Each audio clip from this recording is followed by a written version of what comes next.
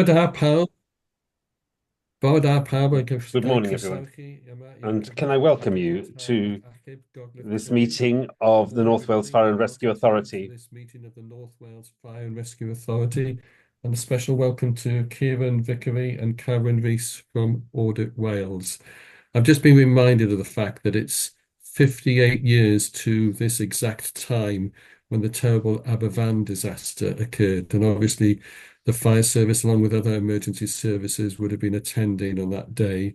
And I think it's only appropriate that we begin the meeting with a moment's silence. So if I can ask everybody to be silent for a moment as we remember that terrible disaster. Dear.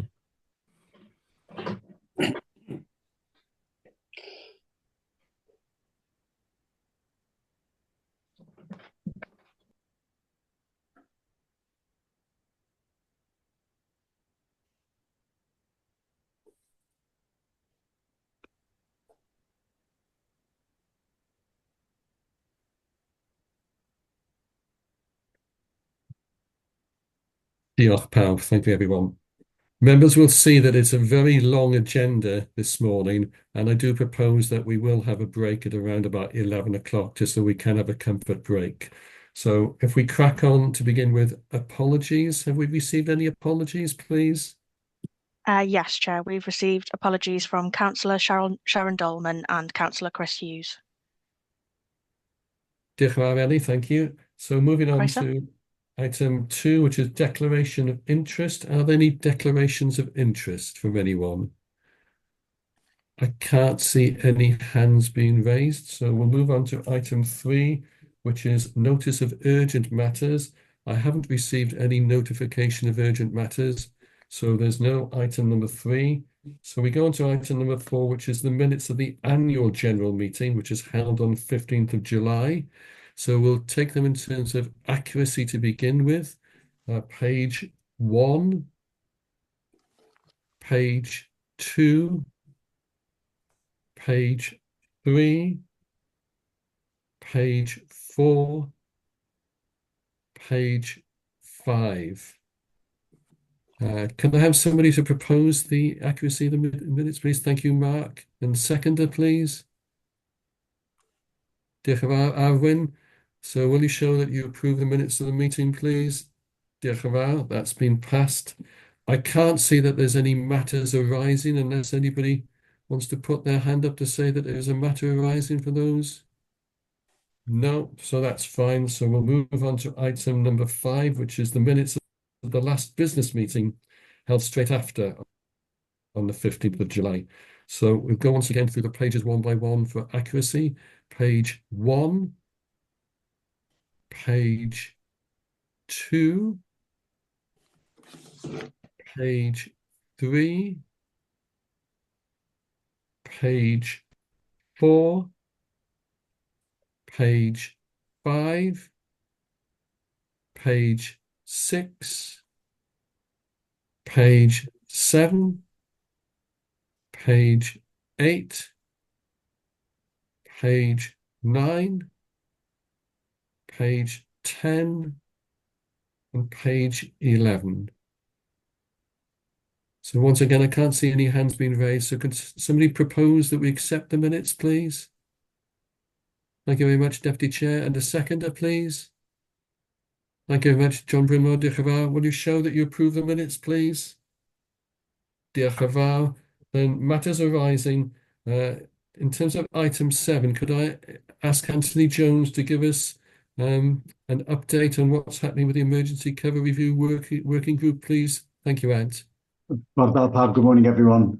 Thank you. So, yes, since the Fire Authority decision on the 15th of July, where they were presented with a paper that described the work of the Task and Finish group up until that time, where 3 research proposals were presented, the authority agreed to carry on working on 2 of those research proposals. So following that decision and the summer recess, the Emergency Cover Review Task and Finish Group recommenced their work on the 5th of September. I'm pleased to say the chair and the deputy chair remain the same, and the group have agreed to break the authority's recommendations down into 3 work streams. One, which is developing a new whole-time duty system for Rhyl, Deeside and Wrexham. based on the Scottish Firewatch system, and that's being led by Watch Manager Nick Roberts. The second is developing a new self-rostering day crewing duty system, and that's based on the Greater Manchester Fire and Rescue Service self-rostering duty system. And that's being led by crew manager Fionn Williams. And the third piece of work is to further develop the SWOT analysis presented by the Task and Finish group to the Fire Authority Working Group on the implementation of riding fours across all whole-time duty system teams. And this is being led by Watch Manager Tom Weston. So the group are pleased to say the group are really getting to task now. They've met on the 5th of September, the 2nd of October and the 9th of October, and are planning again to meet on the 11th of November. And we would hope to be bringing some outcomes of that work to the authority in the new year. That's great. Thank you very much for that update, Ant. I can't see any other matters arising from the minutes unless anybody has got something that they wanted to raise or comment on. No. In that case, we'll move on to item number 7, which is a verbal update from the Chief. Thank you, Chief. Diolch. Bore da, pawb.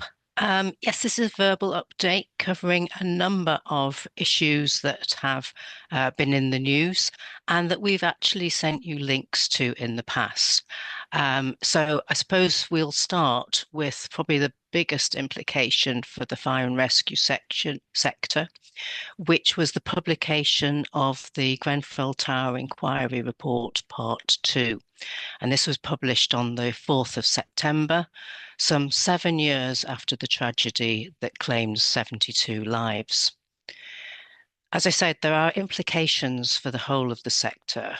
But if I was to drill down to what we will need to focus on, it is probably around the collecting and sharing of risk information, because that was highly critical about the mechanisms that the London Fire Brigade dealt with that. Training control in mass call handling, which we do exercise, and training on simultaneous evacuation. Now, if I just explain what that is at the same time as fighting the fire in an organised manner, the public that are in the building are led to safety. Now, you might think that in North Wales, we don't have many high-rise buildings. We don't, but we do have our risk, which is care homes. So if you think a care home is basically a large building that's on its side with a number of residents who might have less capability when it comes to being able to self-evacuate. And if an incident happened in the middle of the night, then the chances are that there would be very minimum staffing in order to be able to help firefighters actually evacuate people. So this is a training that we need to work on. And we also have another item that has implications for training. So on the Tuesday, the 8th of October, the Chief Fire and Rescue Advisor and Inspector for Wales published a report following his inspection into firefighting techniques in South Wales Fire and Rescue Service. He is currently now reviewing firefighting techniques in Mid and West Wales Fire Service, and he will be coming into North Wales in January. Notwithstanding that, we know that his findings will be the same, because these would be the same across the whole of the UK. And his findings are that the techniques that are currently in use and that have been taught for the last 20 years are no longer appropriate. Now, the reason that this is the case is that homes are now better insulated. You know, we have double glazing now. And the kind of furniture and IT equipment that are in homes are far more flammable and burn at a much higher temperature than the kind of furniture that we had maybe 20 years ago.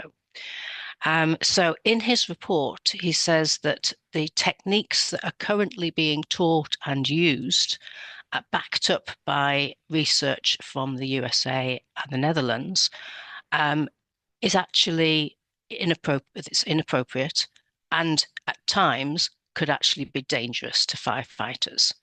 So his recommendations, and this is being taken on board across the whole of the UK and is now in the new national operation guidance, is that old techniques need to be unlearnt and new techniques learnt. Now, for South Wales, their training centre is 20 years old, but even so, that will need to be redesigned and remodelled. Our training centre is nearly 50 years old and it can't be remodelled, hence the agenda item that is on later on in this meeting.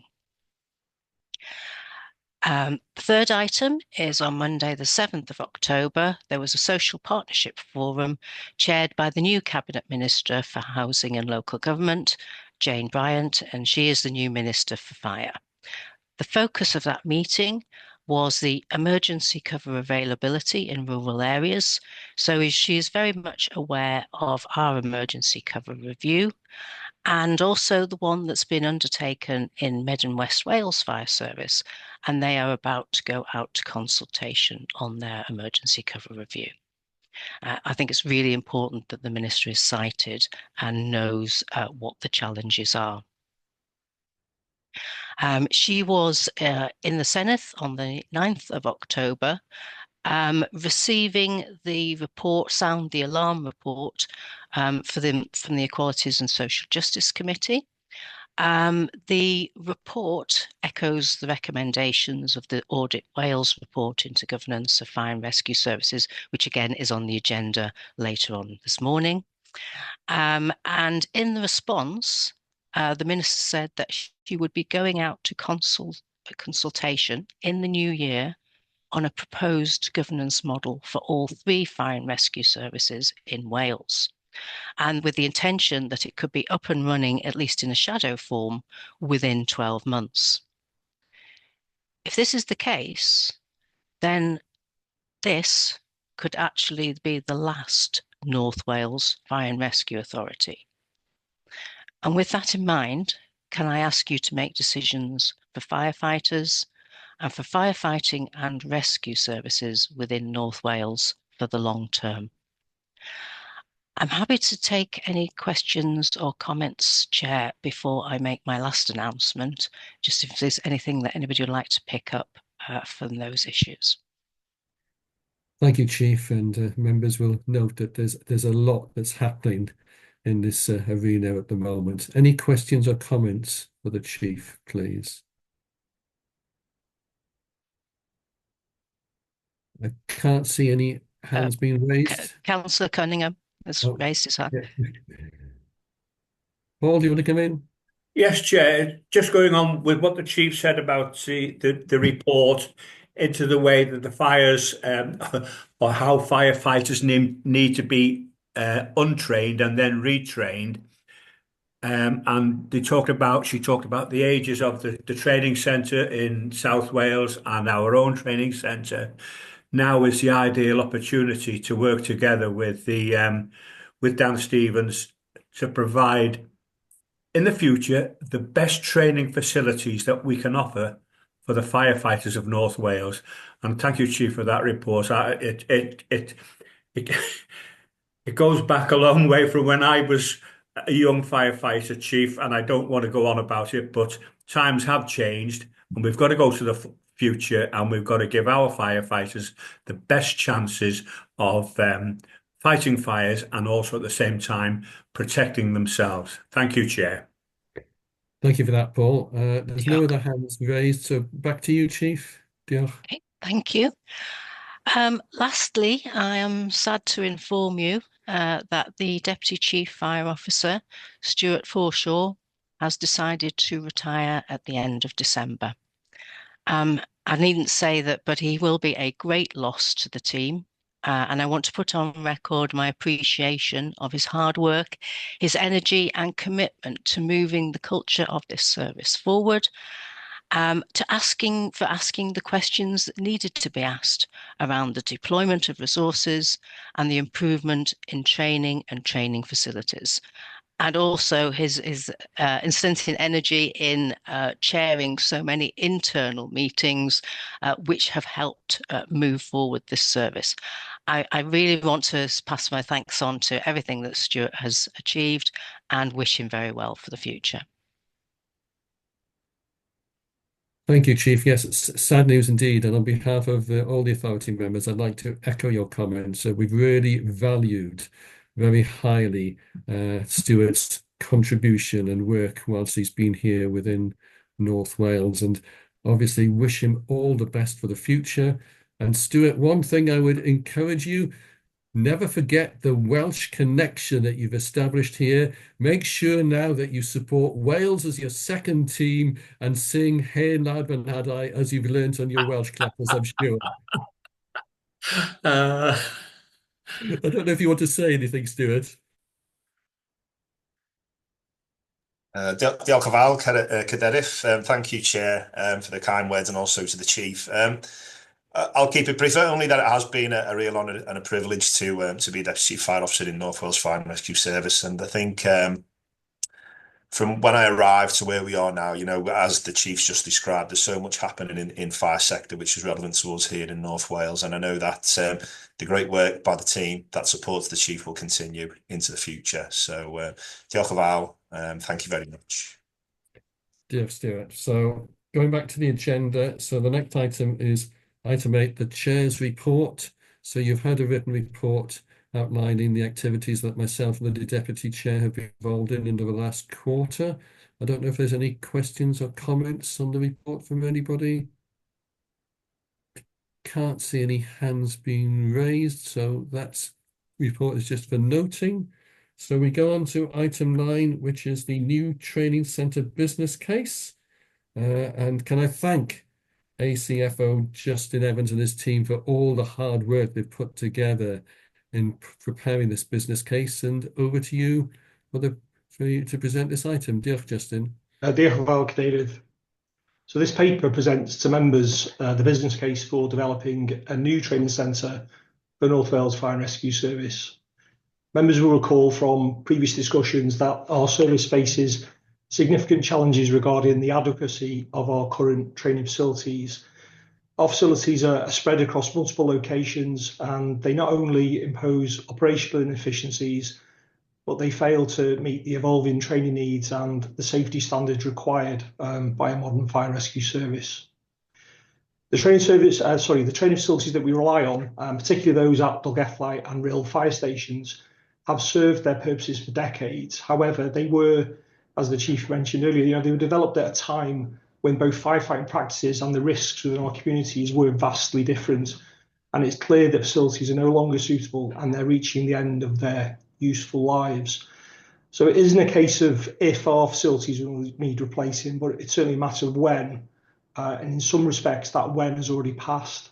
Some of you who have visited our facilities were shocked by what you saw, and you were surprised when we described Dolgellau as our primary training centre, and you were surprised by the lack of basic facilities and the limited provision that we have to train our firefighters given the nature of their risk critical roles. So Dolgellau, for example, it's not a dedicated training centre. It is effectively a fire station with an on-site training building where we can light fires, and it's the only facility of its kind in our entire estate. And as the Chief said, that facility is nearly 50 years old. And the fires of 1974 are not the fires of 2024. And whilst we've made some essential upgrades at the site, including installing some temporary porta cabins to provide basic washing amenities for contaminant control, the facility falls far short of what could reasonably be expected in a modern service. The site's also flood prone. That presents both environmental and operational risks, and I've included some pictures within the business case which show the impacts of the floodwater upon the site when we experience severe weather. We've also faced complaints regarding the environmental impacts, including the smoke from our training exercises. We have no way of containing it, and the complaints on occasion have been escalated to Welsh Government. we're now seeing changes to, we're now seeing changes to environmental legislation, and there's a very real risk that our breathing apparatus training facility there could be taken out of service altogether, and this would severely hinder our ability to deliver mandatory training. Now, the authority is required to secure the provision of training under the Fire and Rescue Services Act 2004, and this duty requires the authority to make provision for training to deal with fires, road traffic collisions and other emergencies, and we can't ignore that duty. If the service is unable to provide adequate training, this puts the service, and by extension the authority, at risk of non-compliance, which could have severe consequences in the event of a serious incident or public inquiry. Now, the health and safety of our firefighters, it's not limited to the obvious physical dangers of incidents. There's growing evidence that links certain cancers to firefighting, largely due to the exposure of fire contaminants. And our current facilities are barely adequate and are poorly equipped to manage that risk. Up until very recently, we relied upon communal changing and showering areas, which puts staff at the unenviable position of having to choose between their dignity or their health. So whilst we've installed temporary solutions, such as the porta cabins that I've mentioned, these facilities are temporary, exactly that. They're a fix which do not address the long-term well-being of our workforce. So following previous direction and decisions by members, we've worked in developing this business case to address the challenges that I've outlined. In developing this business case, we've set out 4 fully costed options for the future of our training facilities. These options have been developed with the support of subject matter experts and alongside staff and staff representatives. These options have been presented at the Authority Executive Panel, at the Training Centre Members Working Group, at the Budget Scrutiny Committee, and to representative bodies at our Joint Consultation and Negotiation Committee. A detailed breakdown of these options is contained within the full business case and is summarised within the covering paper that I've presented today. It's important to note that 2 of these options, which are around ongoing maintenance of existing facilities or attempting to develop our existing estate, whilst they're there as options, they are potentially undeliverable. Also, deferring a decision does not appear to be an option either, given the current condition and the future regulatory requirements which I've mentioned. The 2 remaining options involve significant capital investment. They're both realistic and they're necessary. Now, the recommended option in the business case is to develop a purpose-built centralised training centre at St Asaph Business Park. That site would provide the modern, flexible and immersive training requirements that we need to meet current and future needs. That option wouldn't see the St Asaph site fully developed. It would present opportunities for future development as financial pressures allow. Now, this preferred option does, however, involve a significant capital investment, and I want to assure members that the project will be carefully managed with clear financial gateways in place. This will ensure that the authority has control over the project cost and progress, ensuring that development will only move forward if it remains affordable. So should members agree with the recommendations in the paper, the first gateway is set for December 2025, followed by another in December 2026. And these are key decision points. This will allow us to pause or even discontinue the project should affordability become a concern. This approach will ensure and provide reassurance that we're not committing to unchecked spending. We've also structured the financial plan to align with our existing capital programmes, meaning that the initial investment focused on planning, design and groundwork over the next 3 years is manageable within current resources. The larger financial commitment would be in the years 27-28 and 28-29, allowing us time to seek additional funding. So before these gateways, we will actively engage with Welsh Government and other potential partners to secure financial support for this project. Over the next 2 years, we will explore every available option to lessen the financial burden on the authority. However, we must also be prepared to fund the full cost ourselves if necessary, which is why we've developed the phased financial plan. So as detailed within the paper, I'm seeking approval and support to continue with our activities to deliver option 3 with a phased financial plan that balances affordability with strategic capital investment. And I can't stress enough the risks of delaying a decision. The operational limitations, health hazards and potential non-compliance with legal requirements are all immediate concerns. And additionally, the environmental risk at Loughethry, which I've briefed you on, could also force us to cease essential training. A delay will only increase these risks and increase the cost of any future action. So I suppose in conclusion, this is not just an investment in a construction project, it's investment in the safety, health and effectiveness of our firefighters and in the long-term resilience of our service and authority. I urge you to consider the business case closely and to approve the phased financial plan, ensuring that we can maintain momentum with our plans. If we delay, the risk could increase and the costs escalate. Our current facilities, they're ageing, they're inefficient, and in some cases, a liability. And now is the time to secure outcomes for future generations by building a modern training hub that will serve North Wales Fire and Rescue Authority for decades to come. Diolch yn fawr. Diolch, thank you, Justin, for that overview. And as has been pointed out within the presentation, within the business case, and highlighted earlier again by the chief, the current situation is just not sustainable. The current training facilities are not fit for purpose. And if we are going to meet the requirement of training going forward, then we have to do something. And that's why the members of the working group for this training centre business case were unanimous in agreeing in principle that we should adopt option 3 as laid out in the paper before you. Any questions or comments from members, please? Chair, Councillor Young? Yeah, come in, Mark. Okay, Jock and Barrow, thank you, Chair. Yeah, so obviously a long document, and it, as you've touched on, and the officer touched on, really important to get it right.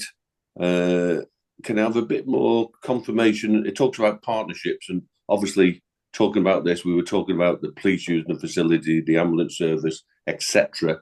Can we have a bit more background on the talks which are happening? Because I think that's really important. We've just heard off the chief officer about retraining our staff. So will this facility be able to deal with the retraining? Because obviously that need has changed slightly after the report been mentioned.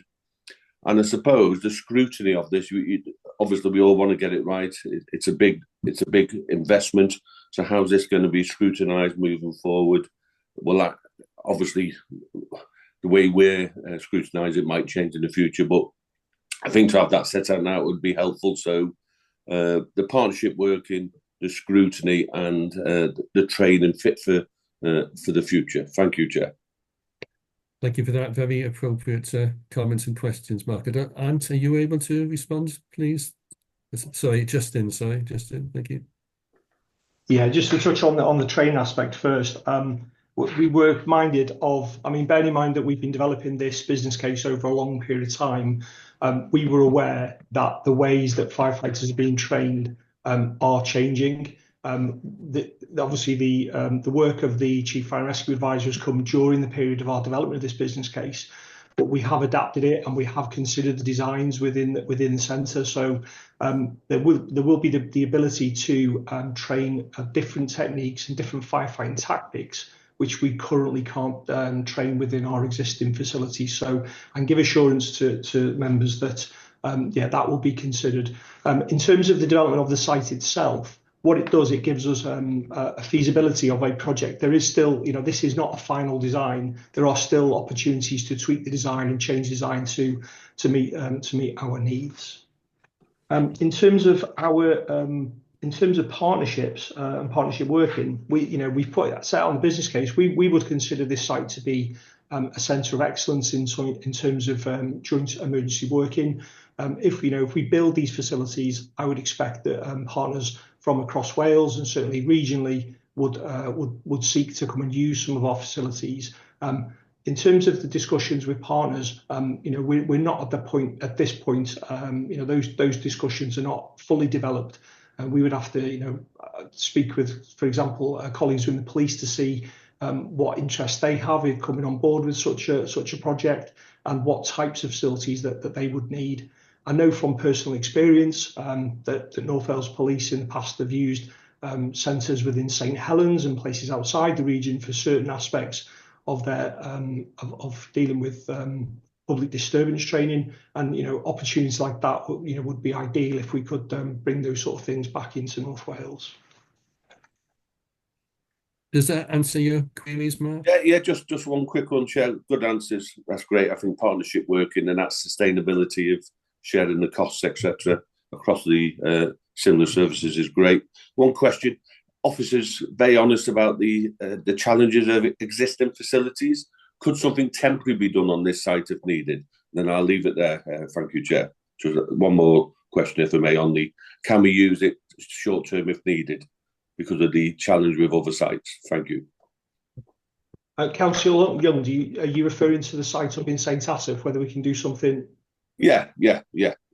So because the existing facilities for training under pressure is an opportunity to do something temporary on that site. Well, the site currently is not developed in any way. It was formerly the Glassworks, and there's some patches of concrete, but it is essentially a blank canvas.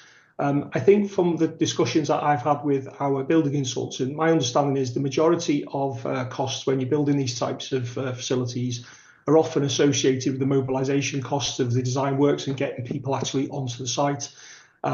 I sort of understand the sentiment of why we'd want to do something temporary. I think that bringing people in to do some work, taking them away and then bringing them back in to sort of complete the project, I think potentially could be more expensive in the longer term. Thanks for that, Jacob. Thank you. Are there any other questions or comments from members? Councillor Brimwell Hughes. Thank you. I'd like to agree with Councillor Mark Young for everything he said, apart from the last comment, because, like I said, it could be more expensive to do a temporary issue. As we have had a review, which is a national review, which is going to cover the whole of the UK, surely that to have an appropriate centre should come under some financial assistance from central government and the Welsh government for this improvement, because it is such an important issue for safety, health and safety, and the care of our staff. Therefore, is there anything coming from central government or the Welsh government to help about this? Diolch, John Brynmawr. I'll come in on that. And I've been able now to get my full screen and I can see hands coming up, which I couldn't before, so apologies for that. At the last social partnership meeting, when the Part 2 Grendel Tower report was presented and the need for specific training was identified, I actually pointed out to the Minister that we were looking to embark on this course of action, but obviously there was significant financial costs. So it was a not so subtle attempt by myself to put sort of the begging bowl out in the direction of the Welsh government, pointing out that if they really want us to be able to deliver the training facilities that we need, then there needs to be some financial assistance. So there is no guarantee, but we can only hope and try and keep sort of banging the drum in that direction, hoping that we do get some financial support from the Welsh government. Cynghorydd Gareth Jones. Gareth? Iawn, diolch. Yeah, I think the case for a new training centre is absolutely clear and is really well laid out, Justin, so thank you for that. From my side of things, I know I've mentioned before, but I think at the design stage or prior to the design stage, we should be talking to our partners and to the private sector just to try and ascertain what the training requirements and what are they looking for in a training centre to be able to use it. We shouldn't compromise on what we need as a fire service, but we should do this early engagement, I think, so that, if we need to, if we can add in some tweaks that will bring in some income and get the place used as much as possible, then all the better. And if we need to set up a separate company to charge commercial rates for training, let's look into that. Because to be blunt about it, as a councillor, you know, what I want to know is how much is it going to cost our council? You know, and the more we can do to mitigate that, the better. Because from a council perspective, you know, there is no money for big capital projects, even really, really important ones where health and safety and residents' safety and well-being are involved. You know, councils are having to make some really, really tough and difficult decisions. So the more we've ammunition as members of the fire board, the more information and the more mitigants we've got to sell it to our authorities, the better and the easier it makes our lives. And, you know, as a fire authority, we obviously have to be well aware of the pressures that our individual councillors and the councils are making and the difficult decisions, almost impossible decisions that they have to make to balance the books. So, you know, my plea is let's see how we can bring some more, how we can be innovative and bring income in for this really important resource. Thanks. Diolch, Gareth. Justin, do you want to come back on that, please? Yeah, yeah, I understand that people will wonder, you know, this is a significant investment in what we're asking for. I suppose I consider what has been invested in North Wales. I mean, my service, I've worked here for nearly 30 years and we just haven't invested in the facilities at all during that time. We have the same facilities that we had 30 years ago. The proposal we have in option 3 is about not fully developing the site. There is a part of the parcel of land undeveloped, and I think that presents that opportunity for discussion with partners. Because if we, if we need to take into account what other people may need on this site, we need to, as you say, we need to make sure we achieve everything that the fire service needs. But if there are other opportunities for other partners to come on board, it may mean that we have to develop that other part of the site in a different way and expand perhaps some of these initial plans that I'm presenting here today.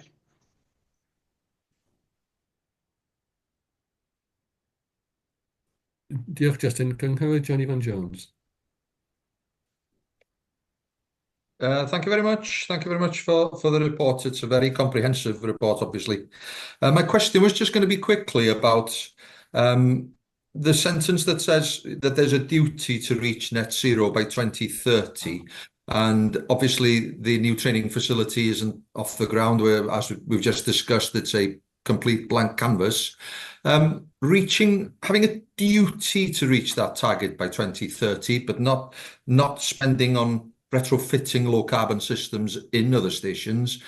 Do you feel, I know it's hard to pluck a time out of the air where this facility is up and running, but do you feel that in the next few years of all the planning process that you will have to retrofit things to other stations to reach targets? Thank you. In terms of our other training facilities or stations more generally, Councillor Jones? Training facilities, including Dolgellau, obviously. There will be, I mean, all of our other training facilities are on sites which are occupied as fire stations during the day. So we will be looking at our carbon neutrality at all those sites in any case.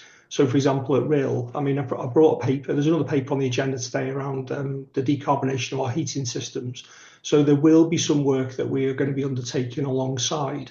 But the training centres themselves, there's more for me, I suppose, a concern with, for example, Dolgellau, is this is a facility within the national park. And at the moment, we have, we are burning carbonaceous fires at that facility, and we have legislation in place, which is a concern, in terms of any enforcement that we could face through our activities. So for me, it's the impacts upon the environment for us in terms of our firefighting, not necessarily through the sort of energy efficiency of those sites that we have operating. Thank you very much. Thank you. Diolch. Cynghorydd Austin Roberts, Bord Austin. Bore da, Mr. Cadeirydd ac ymddiheuriad. Good morning, Mr. Chairman, and apologies for joining late. But me and modern technology, well, we can't cooperate very often. So I was part of the working group regarding setting this up, and Justin has already mentioned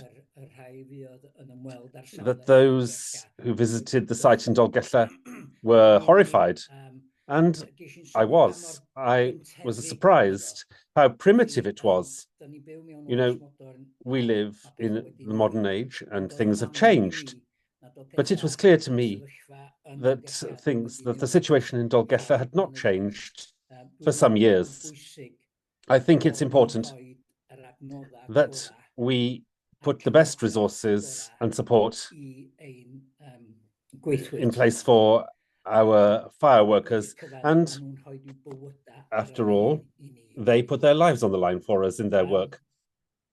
I understand the situation regarding costs, and I agree 100% with what Councillor Gareth Jones said.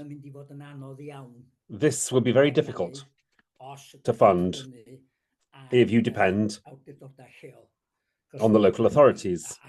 As we know, and I know that the situation in Conwy is bad, but I'm also aware that the situation is just as bad in the other local authorities in North Wales, Flintshire, Wrexham, Anglesey, Gwynedd, and so on.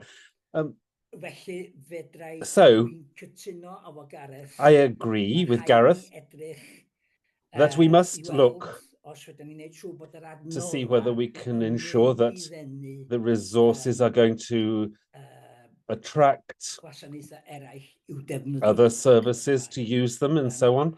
And I do think it's very important that we put in very great pressure on those in Cardiff Bay and Westminster to fund this. After all, in the end, well, I know that it is the services that we serve the North, but the fire service serves the 4 countries directly. So it's important that the national governments do fund this. Thank you very much. Thank you, Austin. Can I invite the Treasurer, Mr. David Edwards?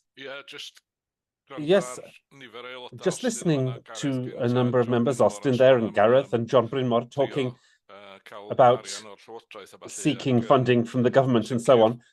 And certainly, that's something that we shall have to, as an authority, follow up on.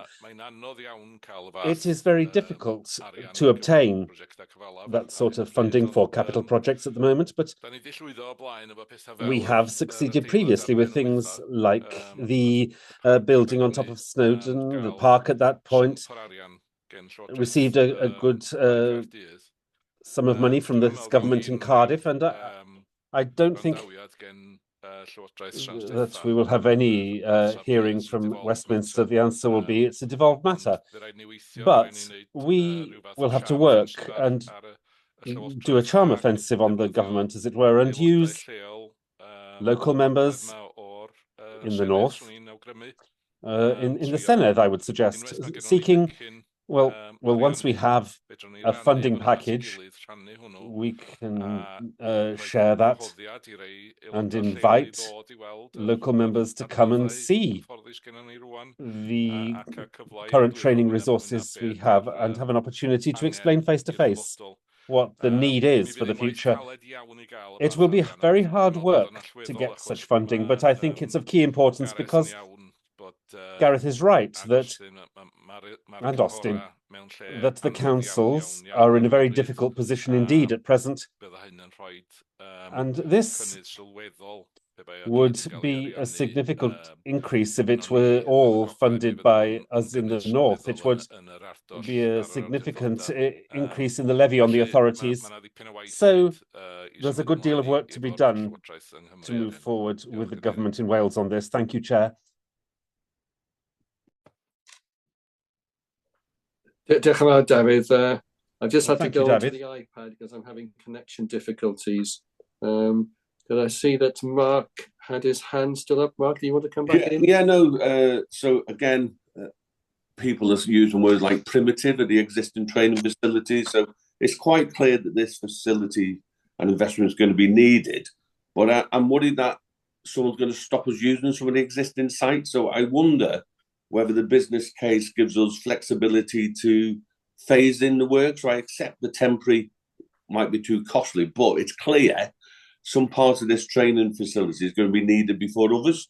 And it sounds urgent with regard to some of the training facilities not being up to scratch. So I wonder if we're going to take that approach of phasing in to make sure we do the bit urgent first. And does that need to go into the recommendation? Because I feel strongly that we all know the state of the existing training facilities. I'm worried that someone might shout stop on one of them sites. So I think some of this, the sooner we get on with it, the better. So any thoughts on that, please, Jock? I can see that the Deputy Chief has put his hand up. Stuart, do you want to respond to that? Thank you. Thank you, Chair. Councillor, you do make a very valid point. Justin's made it very clear that, our existing training facilities are at risk of, at some point falling over, and then we can't continue with that training. What I would say is that, we did invest in the upgrades to Dolgellau probably a couple of years ago now, knowing that we would have to extend the life of it. So we have got some confidence in that the life extension that we've now introduced within Dolgellau will see us through to when this new training centre, if the recommendation is agreed, is built. Haven't been involved in significant programmes like this before, and there's not that many construction companies out there that can do this type of specialist work. We could have a conversation with them around prioritising the firehouse initially, allowing us then access to that part of the site while they continue to develop the other areas of the site. So that's certainly something that we could build into the project through conversations with whoever the appointed contractor will be, as I say, if approved. So that's noted, Councillor Young, and I'm certain that there's some work we could do around that. Okay, Jock, thank you, Chair, and I'll be supporting this when required. Jock, thank you. Thank you, Mark. There's a number of hands that are up. I'll just take them in order as I see them on the screen. Next, Councillor Brian Apsley. Good morning, Brian. Good morning, Chair. Thanks for allowing me to speak. I would agree with some of the comments that Councillor Gareth Jones made. I'm concerned that I think in the presentation it said that the first stage of decision making would come in September of 25, and where there was a position where we could pause or indeed stop. I'm not an accountant, but I would have thought that there was an extra cost involved in pausing or stopping because of the work that's already been done by informing this report. We're gambling on finance. I fully support the theory of we have to have new training facilities because of the circumstances with Dolgellau, Rhyl, Wrexham, etc. If we have to pause or whatever, there's no doubt that local authorities are in difficulties, major difficulties, aren't there? Where is our backstop with finance if we don't get what we would like from government? We don't like what we get from any partnership. What is our backstop? And if we do come to the situation of pausing or stopping, there's got to be a financial cost to that situation. So is there a way that we can get our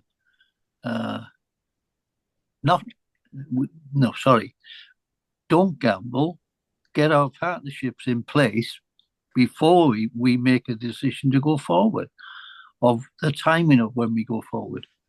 Thank you. Thank you, Brian. I think ACFO Helen MacArthur wants to come in relation to that. Thank you, Helen.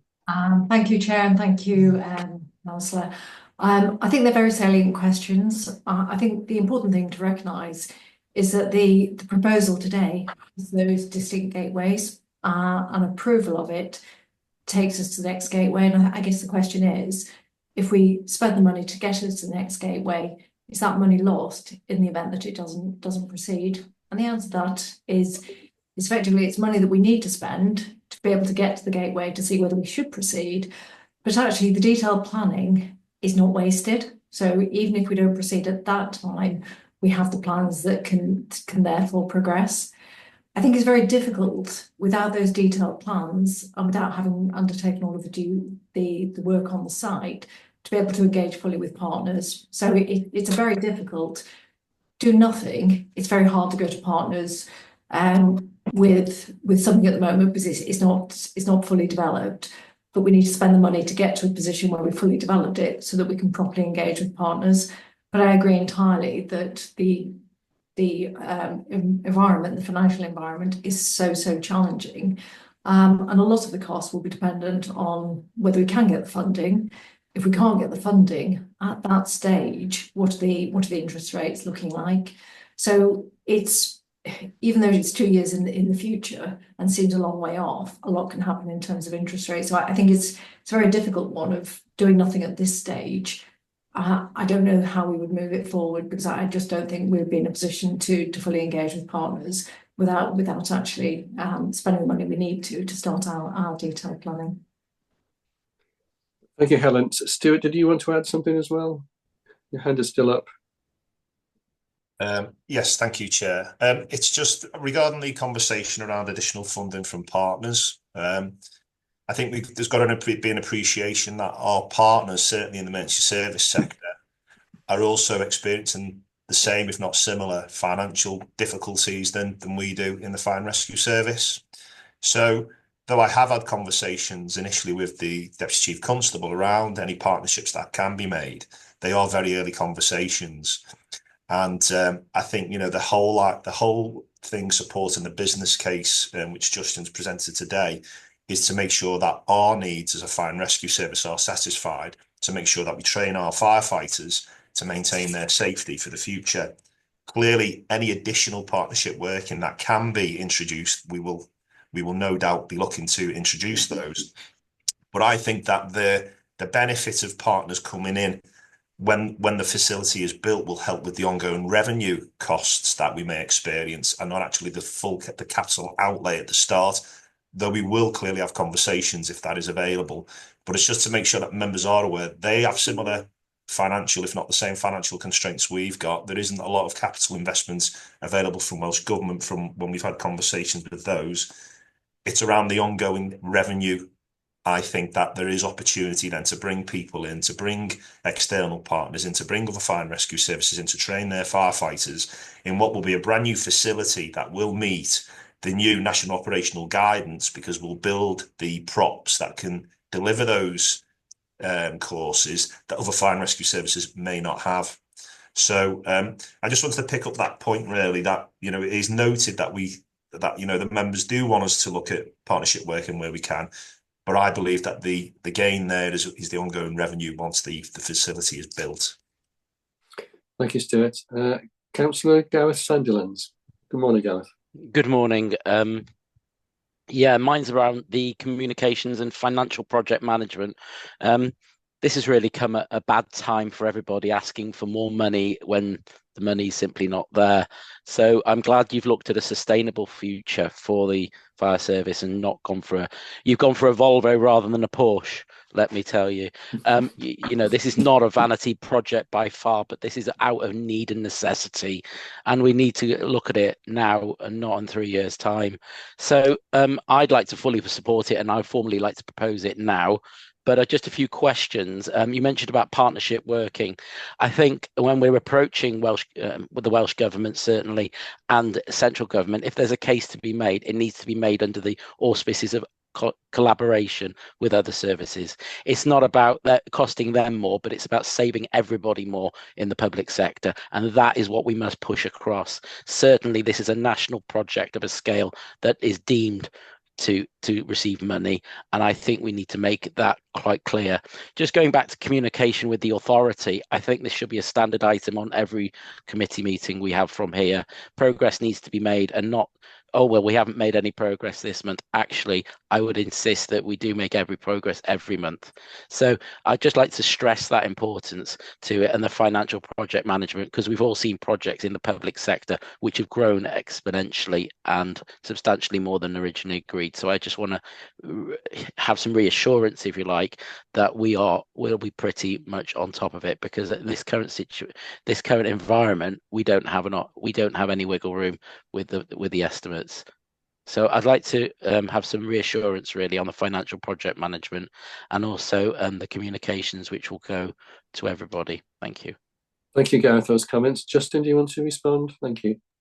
Yeah, I wholeheartedly agree with you, Councillor Sandlands. I think we do need to make sure that we maintain momentum with the project, and by doing so, by reporting back to members, provide that assurance and reassurance that things are moving in the right direction.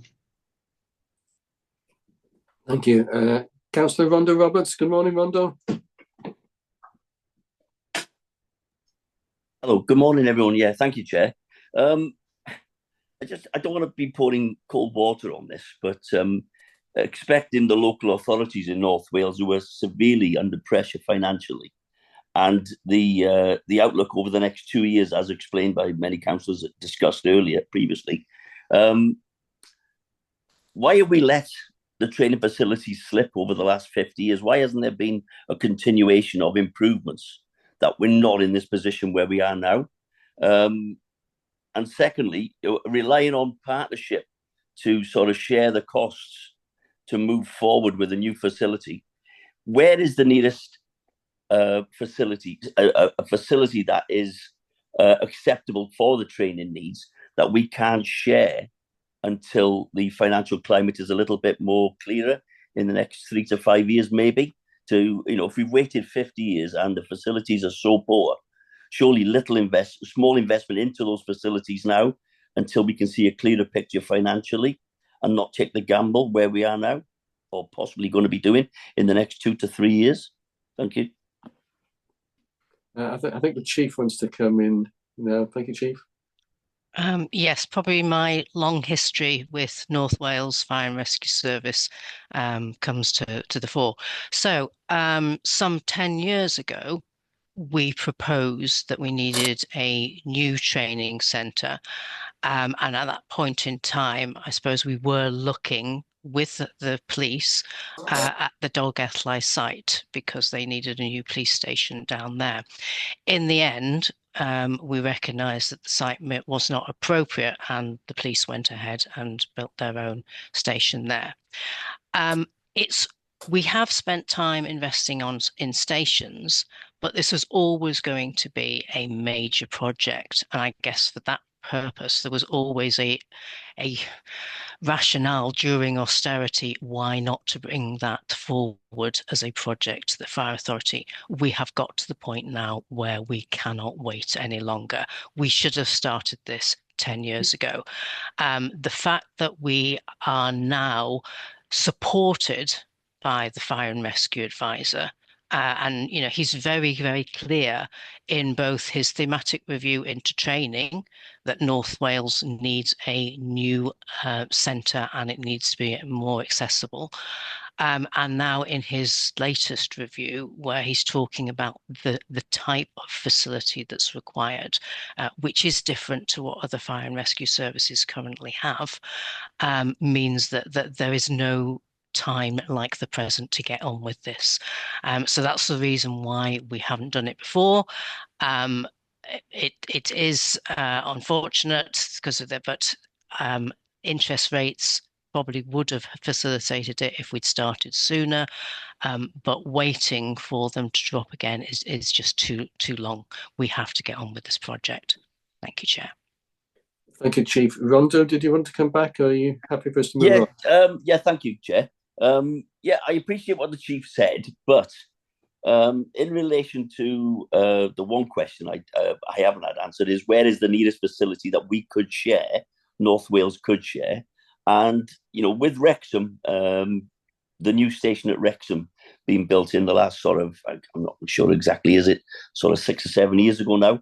Why, is it an oversight that they never made that facility into a training centre as well as housing the Wrexham fire station and ambulance station in there?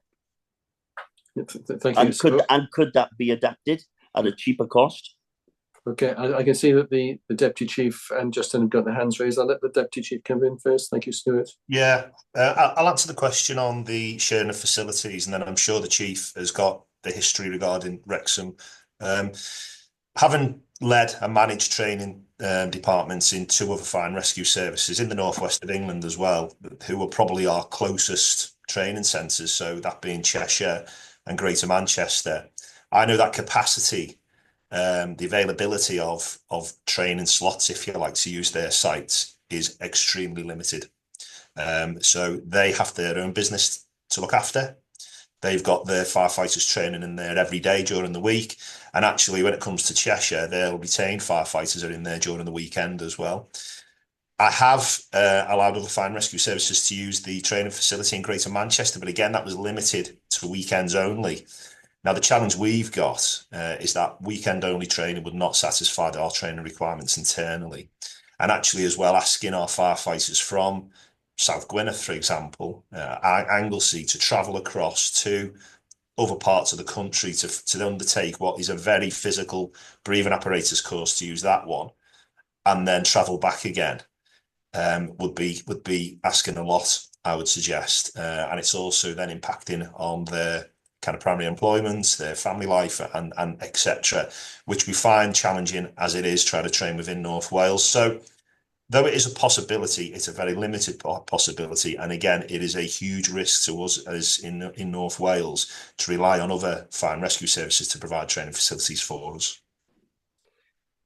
Thank you, Stuart. And yeah, it's Rhonda, it's a very valid question. It is one that we did actually examine in the working group, and that's why we've come up with a recommendation that we have. Chief, did you want to answer about the Wrexham situation? Yes, just about the Wrexham project. That was very difficult to get planning permission for the combined fire and ambulance station there. And indeed, within the planning permission was restrictions on the timing that we can actually perform training. So we can't train at weekends and we can't train in the evenings because of the residents and in the vicinity. So we would never have got permission to be able to develop a hot fire training facility at Wrexham. Thank you, Chief. Moving on, I can see other hands being raised. Next, Cynghorydd Gwynfor Owen, Bore da, Gwynfor. Good morning, and thank you, Mr. Chairman. Can I second the proposal from Councillor Gareth Sunderland to go for the recommendation? It is a great shame, in fact, that this item is not after the next one. The next item, of course, reminds members of the authority that we are here to represent the interests of the fire authority, and that is the important matter in all of this. It's also important that we bear in mind the words of the Chief at the beginning, saying that the decisions we take are for the benefit of the fire workers for the future. That's essentially important. And so I would ask that we support the recommendation as it stands. Thank you very much. Thank you, Gwynfor, for your comments. Arwyn Roberts, diolch Arwyn. Thank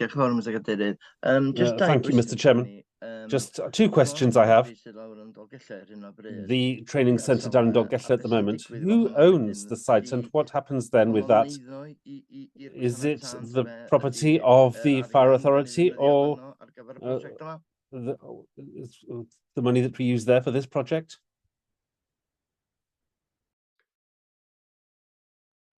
Justin, do you want to? Yeah, sorry. That site, the site at Dolgellau is our facility. We would still, we would be looking to operate, I believe, on potentially a hub and spoke model. So there would be still a requirement for some training facilities nearby. I'm not expecting that. I mean, bearing in mind the site at Dolgellau is also Dolgellau Fire Station as well. we would expect that site to still continue providing those services to the communities there. But in terms of the site itself, we're not talking an extensive piece of land. You've also within the business case, you've also demonstrated how that site regularly floods. So I'm not sure exactly as to how much value that would be locally within that community. Ydy hynny ateb y cwestiwn? Does that answer your question, Arwyn, or did you have another? No, thank you very much. Paul Rogers. Good morning, Paul. Morning. Thank you, Chair. In light of the potential changes to governance of fire and rescue services in Wales, could this project by default be paused or cancelled in the future if we were to start this process now? Obviously we don't know what's coming down the line. And realistically, if there are changes to the three fire and rescue authorities, are free training centres going to be required long term? And this is just obviously, the chief officer will be working with the fire advisor on this. So maybe she could advise us on that. Chief, thank you. Thank you. Yes, there will be a need for at least 3 training centres across Wales. If you think of the size of Wales, in the fire advisor's thematic review into training, he recommended that firefighters shouldn't have to travel for more than an hour before they are at a facility because of the strenuous nature of the breathing apparatus training throughout the day. So that's why we are looking to try and make this site more accessible to our firefighters. But thank you for asking the question. Paul, did you have another question? Are you happy with that answer now? That's great. Thank you, Chair. Thank you. Croeso nôl I John Ivan. Os gyda chi cwestiwn arall, John Ivan? Welcome back, John Ivan. Do you have another question, John? Yes, I'm sorry. The Zoom threw us out for 10 minutes or quarter of an hour, but I'm back now. I don't know what happened there. I was just going to ask quickly, I know that the agenda is a long one, but one of the main risks you say in the report is the planning process as it stands with everything. And apologies if this has already been discussed while I wasn't here, but have you had advice already as to what the greatest challenges are with regard to the planning application that you're going to face on this? The simple answer, I think, is newts, is it, Justin? Yeah, I think newts are an issue there for us. In terms of in the report where we talk about a lot of the real challenges around planning, I think the biggest challenge is around potentially option 2 about developing our existing sites. We really think that if we were to consider some of the other options about developing, for example, Rhyl or Dolgellau any further, that we just think it'd be incredibly unlikely that we would achieve planning on the existing sites. And that was what in my briefing earlier when I said we think that those other options are largely undeliverable. Planning is probably the reason why those are undeliverable, just because we just don't think that we would achieve it. In terms of the site at St Asaph, we have done some work around making some inquiries about the sort of appetite for planning. I think we have confidence around the site at St Asaph, as much as the site was originally specified as a sort of for technical sciences. The purpose that we have got outlined for that site does seem to be favoured, and we're confident we could achieve planning on the St Asaph site.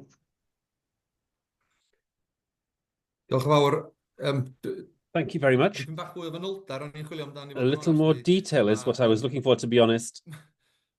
I was quite comfortable that I was going to have a house on a plot of land in Anglesey, but I didn't get it. It was thrown out.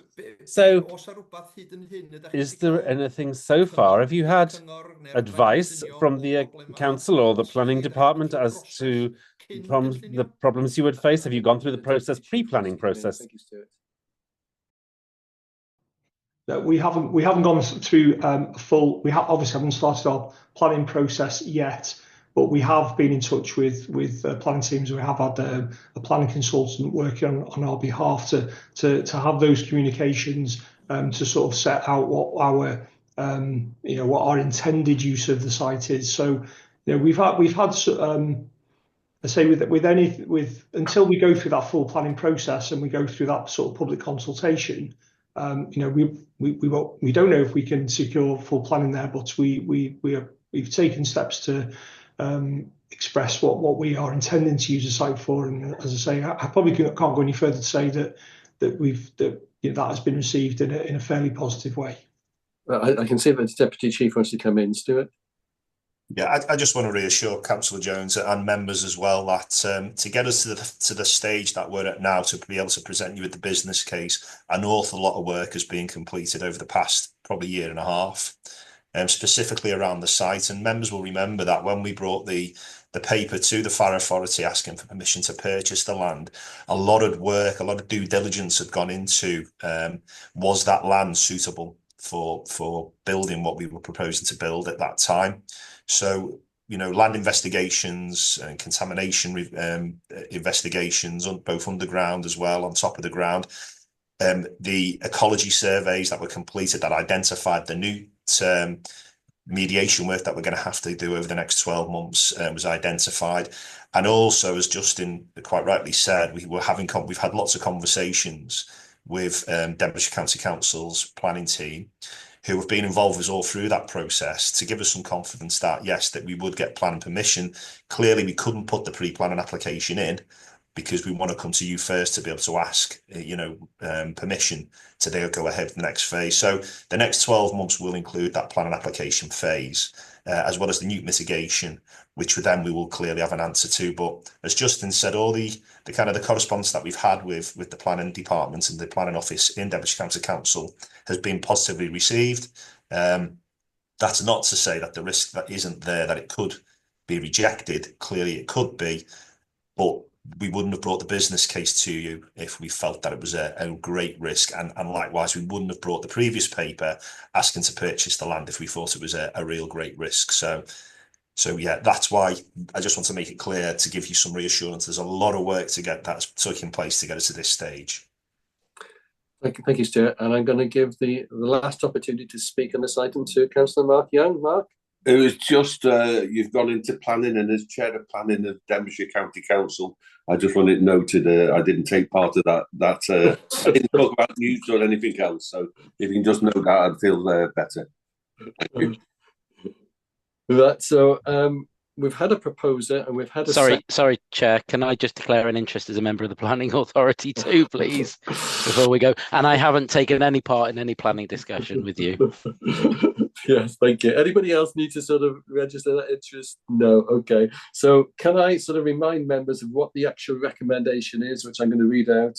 It is recommended that we approve in principle the development of a new centralised training centre, i.e. option 3, commit to maintaining momentum in the development of the proposals with a focus on affordability and sustainable financing options, authorise the Chief Fire Officer to pursue capital financing options, including self-funding, Welsh Government support, income generation, or collaborative opportunities with partners, delegate authority to the Chief Fire Officer to proceed with the next steps in the project.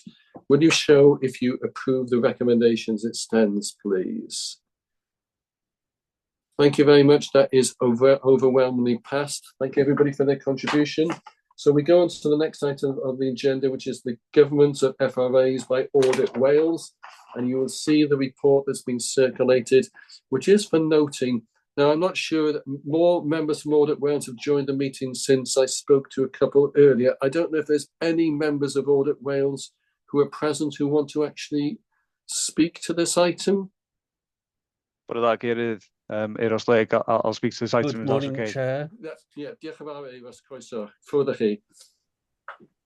Diolch, Cadeirydd, bore da. So, thank you, Chair. Good morning, members. What we have before members today, it's the results of the national review that we undertook, looking at the governance model across the fire and rescue sector in Wales. The report forms part of the Auditor General's programme of national studies in the local government sector, and it's actually the second stage of a two-part review, considering the governance of special purpose authorities. And for context, there are 6 special purpose authorities in Wales. The first part of our review looked at the National Park authorities, and we published that report back in April. And this second stage report now that we published last month sets out the findings in the fire and rescue sector.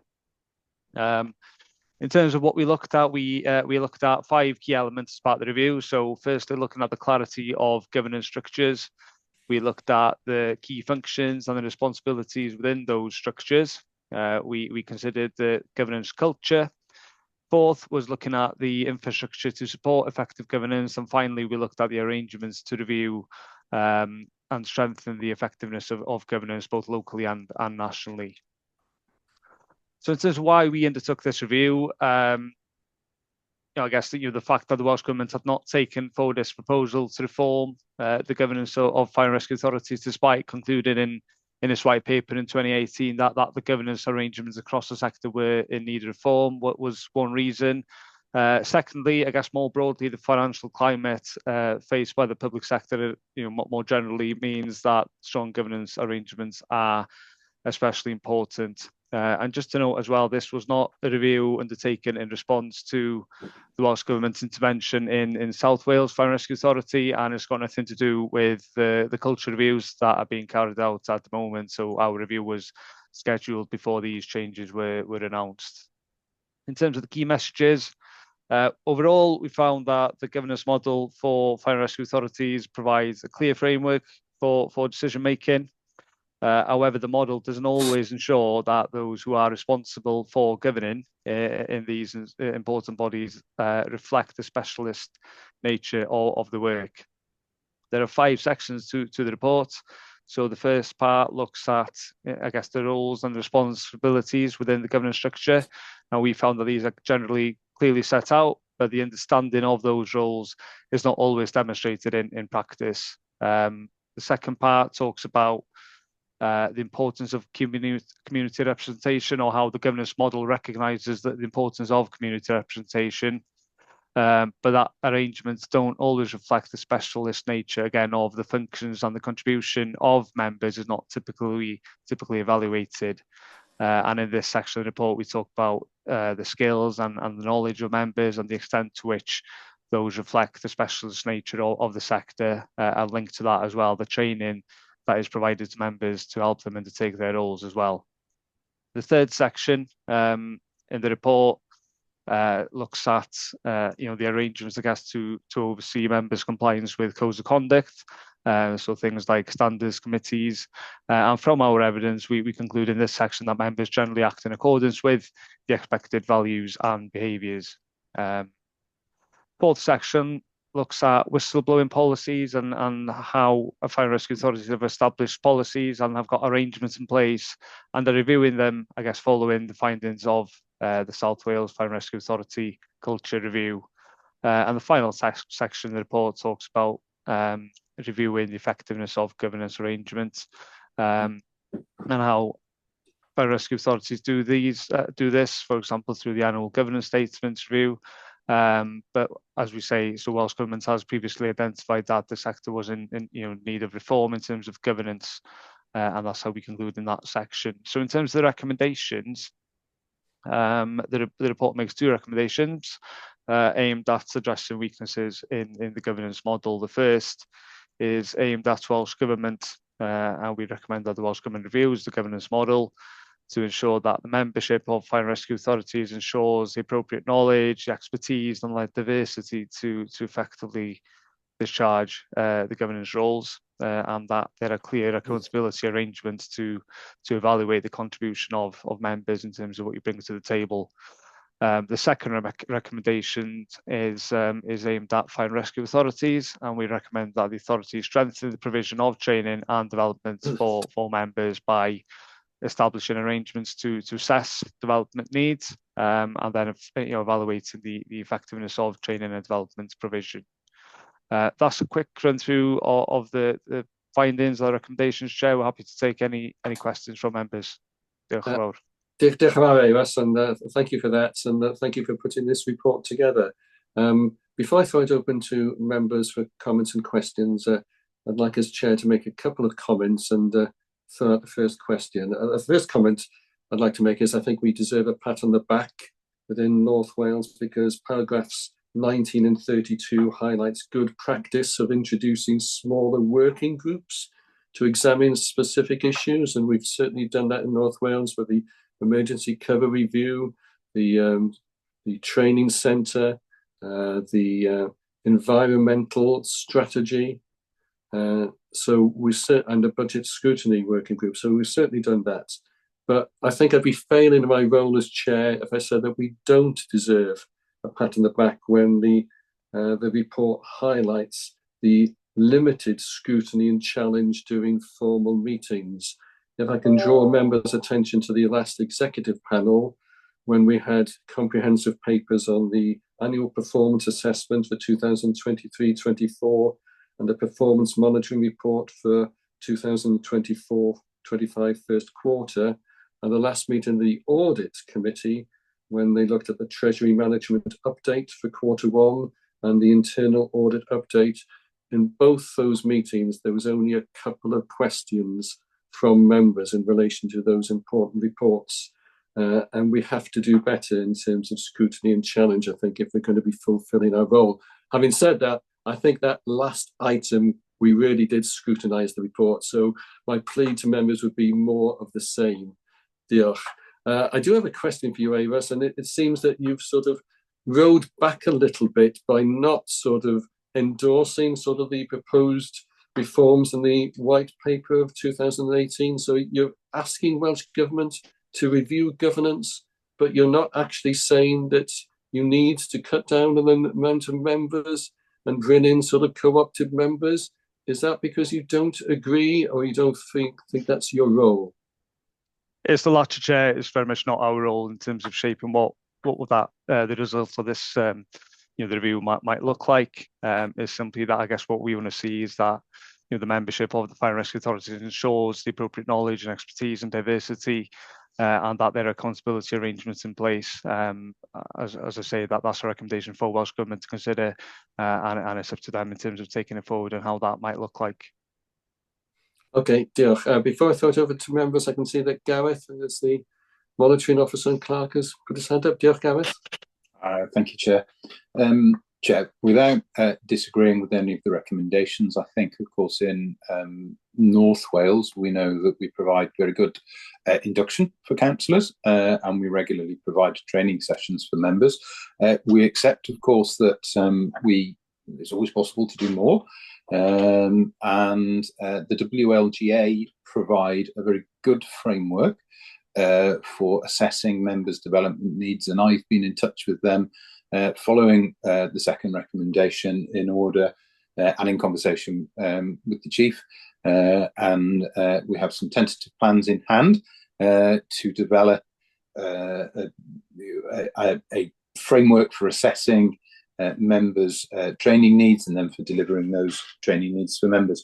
I mean, one of the things that is important also, I think, to bear in mind, and this is something that we do as a matter of good practice, although it's not required of us, is continuity of membership.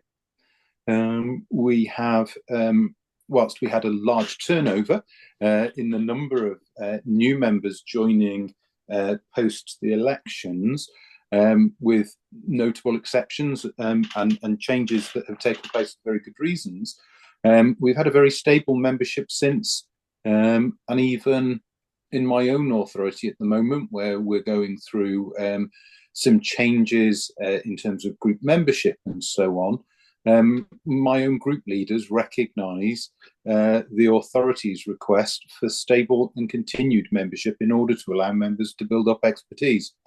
So, in recognising that we take members from our constituent authorities with a wide range of backgrounds, there's a few of you who have been firefighters in the past, but we don't expect that. Inevitably, you won't get a large number of councillors coming with fire experience. So, in recognising that we take members, as I say, from a wide range of backgrounds, I think there is much that can be done within the current framework to ensure that members do build up the skills and experience that they require. Diolch yn fawr, Gareth, for those comments. Can I throw it open to members for any questions or comments in relation to this report from Audit Wales, please? Gareth, Gareth Roberts, good morning. Councillor Gareth Roberts, good morning. Good morning. Diolch yn fawr. Thank you for the Thank you. presentation, and just wanted some clarification really on the comments on the knowledge and the experience of members in the future. You know, I think that is very pertinent and very relevant. I personally have got a background in the ambulance service and the NHS for many years, and I bring that to the table. I think it's very important that we do have some knowledge and experience, because we can look at the whole picture and hopefully bring something to the table. So with regards to his comments, what exactly are they looking for in the members, please? Thank you. Eva, are you able to respond, please? Diolch. Yes, thank you. Diolch, Cadeirydd, diolch, Cynghorydd. In terms of exactly what would be kind of specified in terms of membership, I think again that's not for us to set out. I guess what we're saying in the recommendation for Welsh Government here is that the membership currently doesn't ensure or consistently ensure that the appropriate knowledge, expertise and diversity across the board, collectively as a group, across the three, are there to, I guess, effectively discharge the governance roles. In terms, again, of what that might look like in the future, that's very much for Welsh Government to decide. But clearly, to enable that to happen on a consistent basis, that the second part of the first recommendation is about having clear accountability arrangements in place. Clearly, there are strengths in the governance model, clearly at the moment around community representation. That is a strength, I guess, in as much as it is reviewed, and that those feedback loops are in place to ensure that whatever you I guess bring to the table in the fire authority is kind of fed back in terms of the people that you represent in the electorate. So that's very much for Welsh Government to review in terms of what exactly might be in the role in the future. Diolch, Eva. Councillor Mark Young. Yeah, thank you, Chair. So I think it's really important that the fire authority has an input on the new model. So can anyone explain?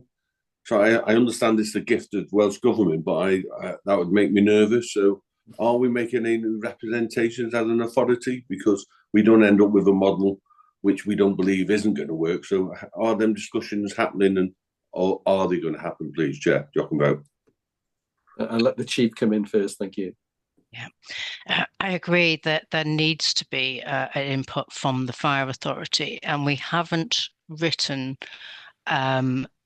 formally until this report was received by members here today, so that we get an understanding of your views. I have requested that the chairs and chiefs of the fire authorities in Wales meet with the Cabinet Secretary outside of the Social Partnership Forum, because I think it's important that we have those open discussions about what the new arrangements might look like, and that we are able to tell her what we believe that is brought in the current arrangements, which we would like to retain, and what she is minded to add to it. So I've asked for those meetings, and that is currently being worked through with her diary manager to see if we can, because if she's going to go out to consultation in the new year, then whatever is being consulted upon is being worked up right now, and we need to have that input. So we will do what we can, and I would appreciate members' opinions so that we can feed them back to her. Thank you. Thank you, Chief. And I think the reality, Mark, of the way in which the wind is blowing, and it's no surprise, is a slimmed down version of fire authorities, and for co-opted members to be brought in. I think one of our strong sort of positions would be that if you're going to bring in co-opted members, those should not be Welsh Government appointees, but they should be appointed at a local level through fire authorities, local authorities, and representations on that basis have already been made through the WLGA. Councillor Brian Apsley. Thank you, Chair. The report mentions the roles and responsibilities of members, and it says that it's not always reflected in their actions in practice. Could we have some anonymous examples of where the members' roles and responsibilities are not reflected in practice, please? Russ, are you able to comment on that? Diolch. Thank you for the comments. Yeah, I think the key importance in terms of how we undertake performance audit work is through, I guess, the principle of triangulation. So I wouldn't be, I guess, in a position to share, one-off examples in terms of where that was the case, especially so in a report like this where we comment, I guess, and come to conclusions across an entire sector. I hope that members can take assurance from the fact, I guess, that this is, through our observations of authority meetings, through the interviews that we undertook, as well as a number of interviews and 2 surveys that we carried out. I guess we triangulated the findings across all those evidence bases, and that's how we came to the the conclusions that we've come to. So I'm afraid that I wouldn't be in a position to share specific examples of where that was the case, but that's certainly across the board was what we observed and found through our interviews as well. Not the answer that you wanted to hear, I'm afraid, Brian. No, I did mention anonymous examples, so I'm not happy with the response. Thank you, Chair. Thank you. Councillor Tina Clayton. Good morning, Tina. Yeah, thank you, Chair. I'm just a little bit uneasy about this, and I would like some reassurance about implication for equalities. When you are asking for a group of people that come with particular skills and understanding, is it going to eliminate a diverse group of people coming? For instance, the firefighters traditionally have not had a large quantity of women. Does it mean that we will have more a tendency again for more men on any particular fire authority in the future? Thank you, Councillor. Just to clarify, I guess I think I agree. You make a really important point. I think that's why I think we put in the recommendation that in the future Welsh Government should review the governance models to ensure that it ensures the appropriate knowledge and expertise, but also the diversity. We've included that in there for the reason that you highlight, and it's an important strand of any kind of governance model. Diolch, Ewas. Cynghorydd John Brynmore. Sorry, got to get the right answer. Yeah, while I'm a believer in diversity, I'm not a believer in co-opting members where elected members are left out. Also, what I'm worried about with the new sort of modernisation of the fire service, that we don't go into an all Wales fire service. I don't believe big is beautiful. I don't think it's working in anything. It doesn't work in the NHS with 2 big hospitals in North Wales. The ambulance service is an all Wales thing. I don't think that works. And I'm just concerned that where are we going to go with this? Co-opting members, I definitely don't believe in. And again, I don't believe that we've got to be careful here that not long ago, the Welsh Government tried to make it an all Wales fire service, and I do not believe that we should go down that road. Thank you. I think we'd all agree with that viewpoint. Diolch, John Brynmore. Cynghorydd Gareth Jones, Gareth? Yeah, I just wanted to endorse what you were saying, Dylan, that, yeah, the way to go in my mind is that skills-based board, but with no imposition of co-opted members from the Welsh Assembly Government, that, that is chosen locally, and that we get a broad band of skills and a broad band of diversity based on local knowledge and local requirements. Thank you. Diolch. Cynghorydd Gwynfor Owen? Thank you very much, Mr. Chairman. Can I begin by reinforcing what Councillor John Brynmore Hughes said just now? I think that the recommendations in this report are so ambiguous, to be honest.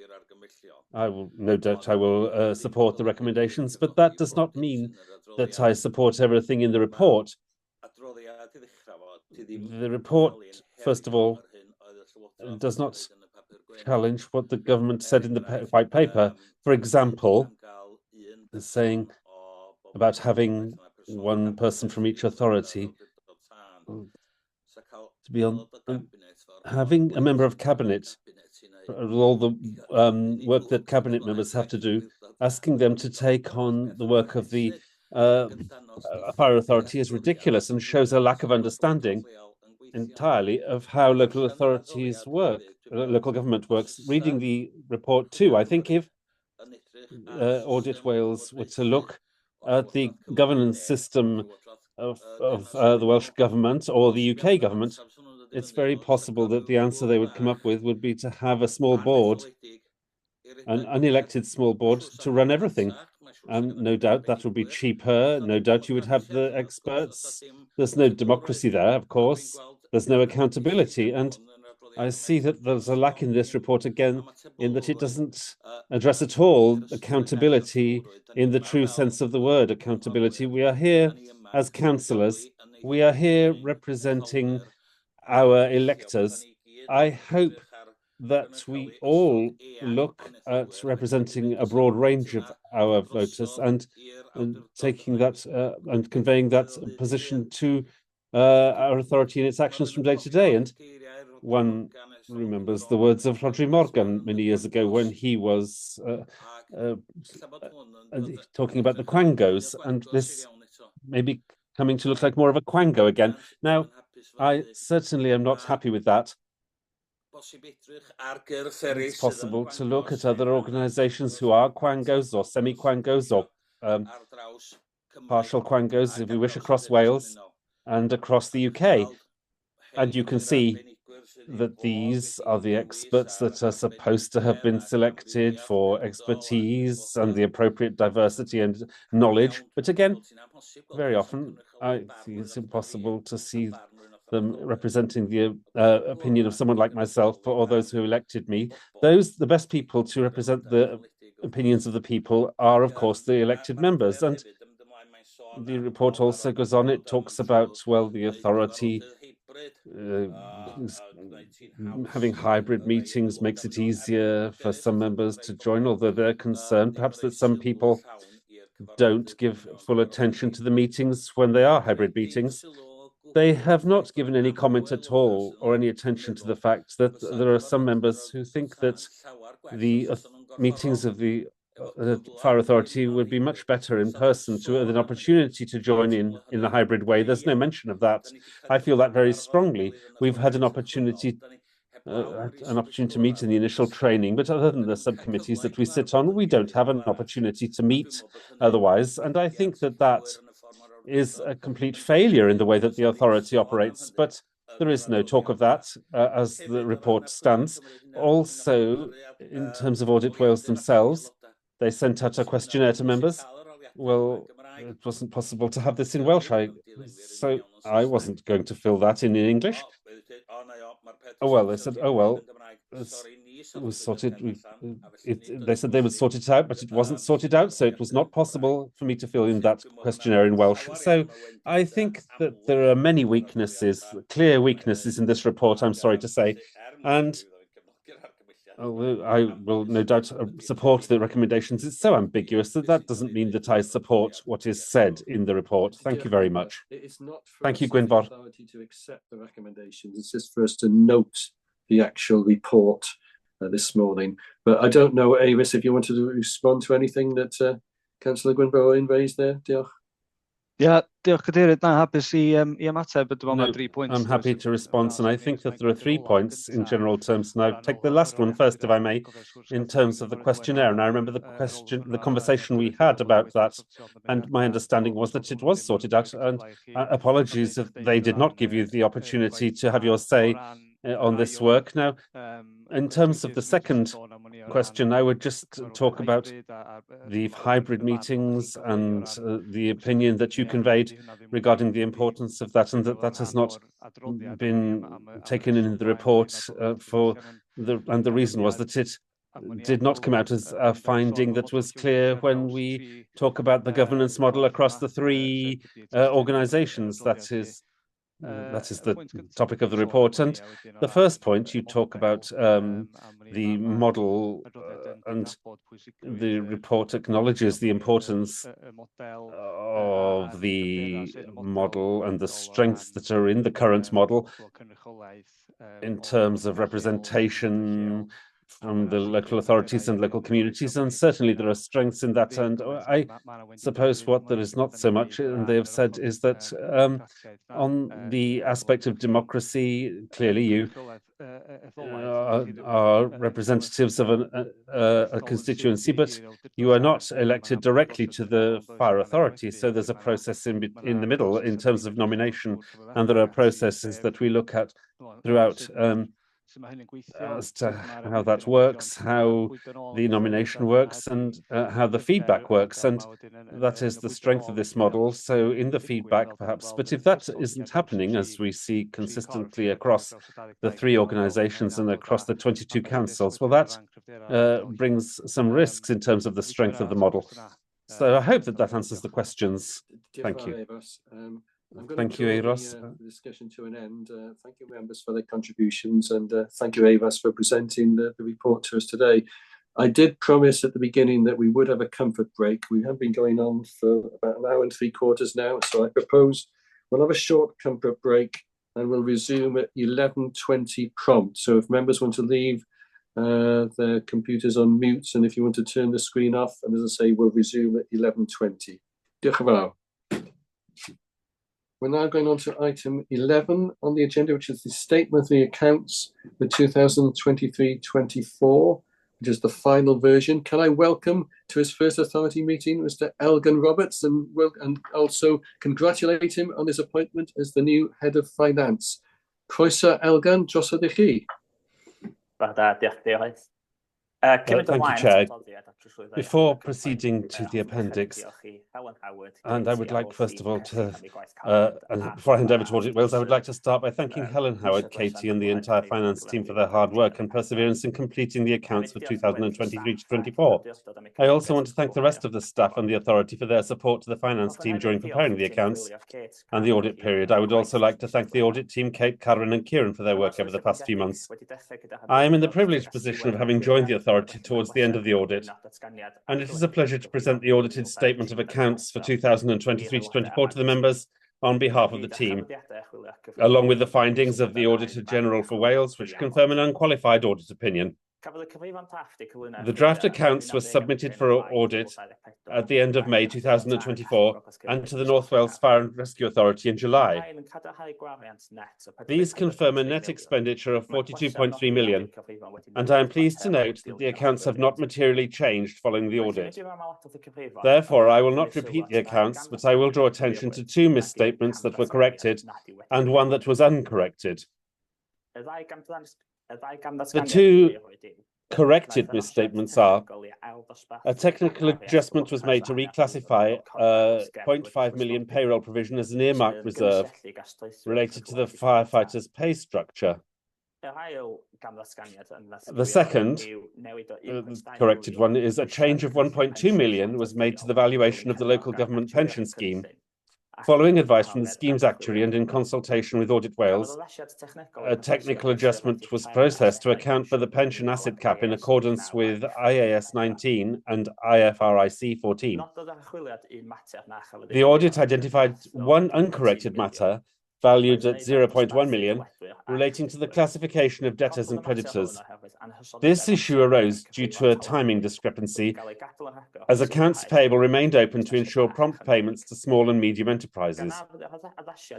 As the adjustment would not have impacted the balance sheet or provided any benefit to users of the accounts, it was left uncorrected. The Accounts and Audit Wales regulations require the audited accounts to be approved by the members by the end of July 2024. However, since the pandemic, these deadlines have been extended by the Welsh Government until the end of November 2024.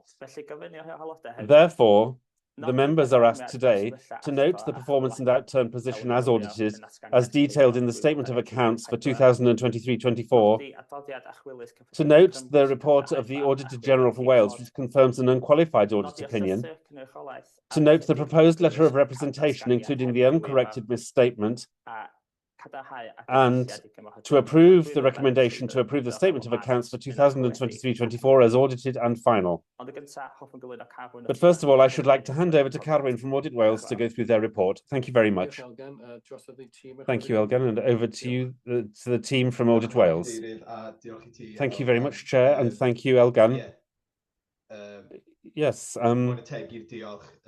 just to reinforce the thanks that Elgan mentioned to the rest of the team, Helen MacArthur and Kate in particular. I'm sure that Katie had quite a difficult summer with the vacant post, which is very important for the audit, and having to take on more of the burden. So we very much thank Katie Owens this year.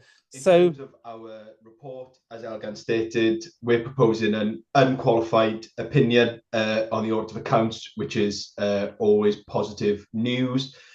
Just to confirm, in terms of the work that we do apply a concept of materiality, so we don't look at every transaction in detail. We follow a principle where we say the accounts are free of material misstatement, which is based on 2% of the gross expenditure for the authority and the firefighter pension fund separately.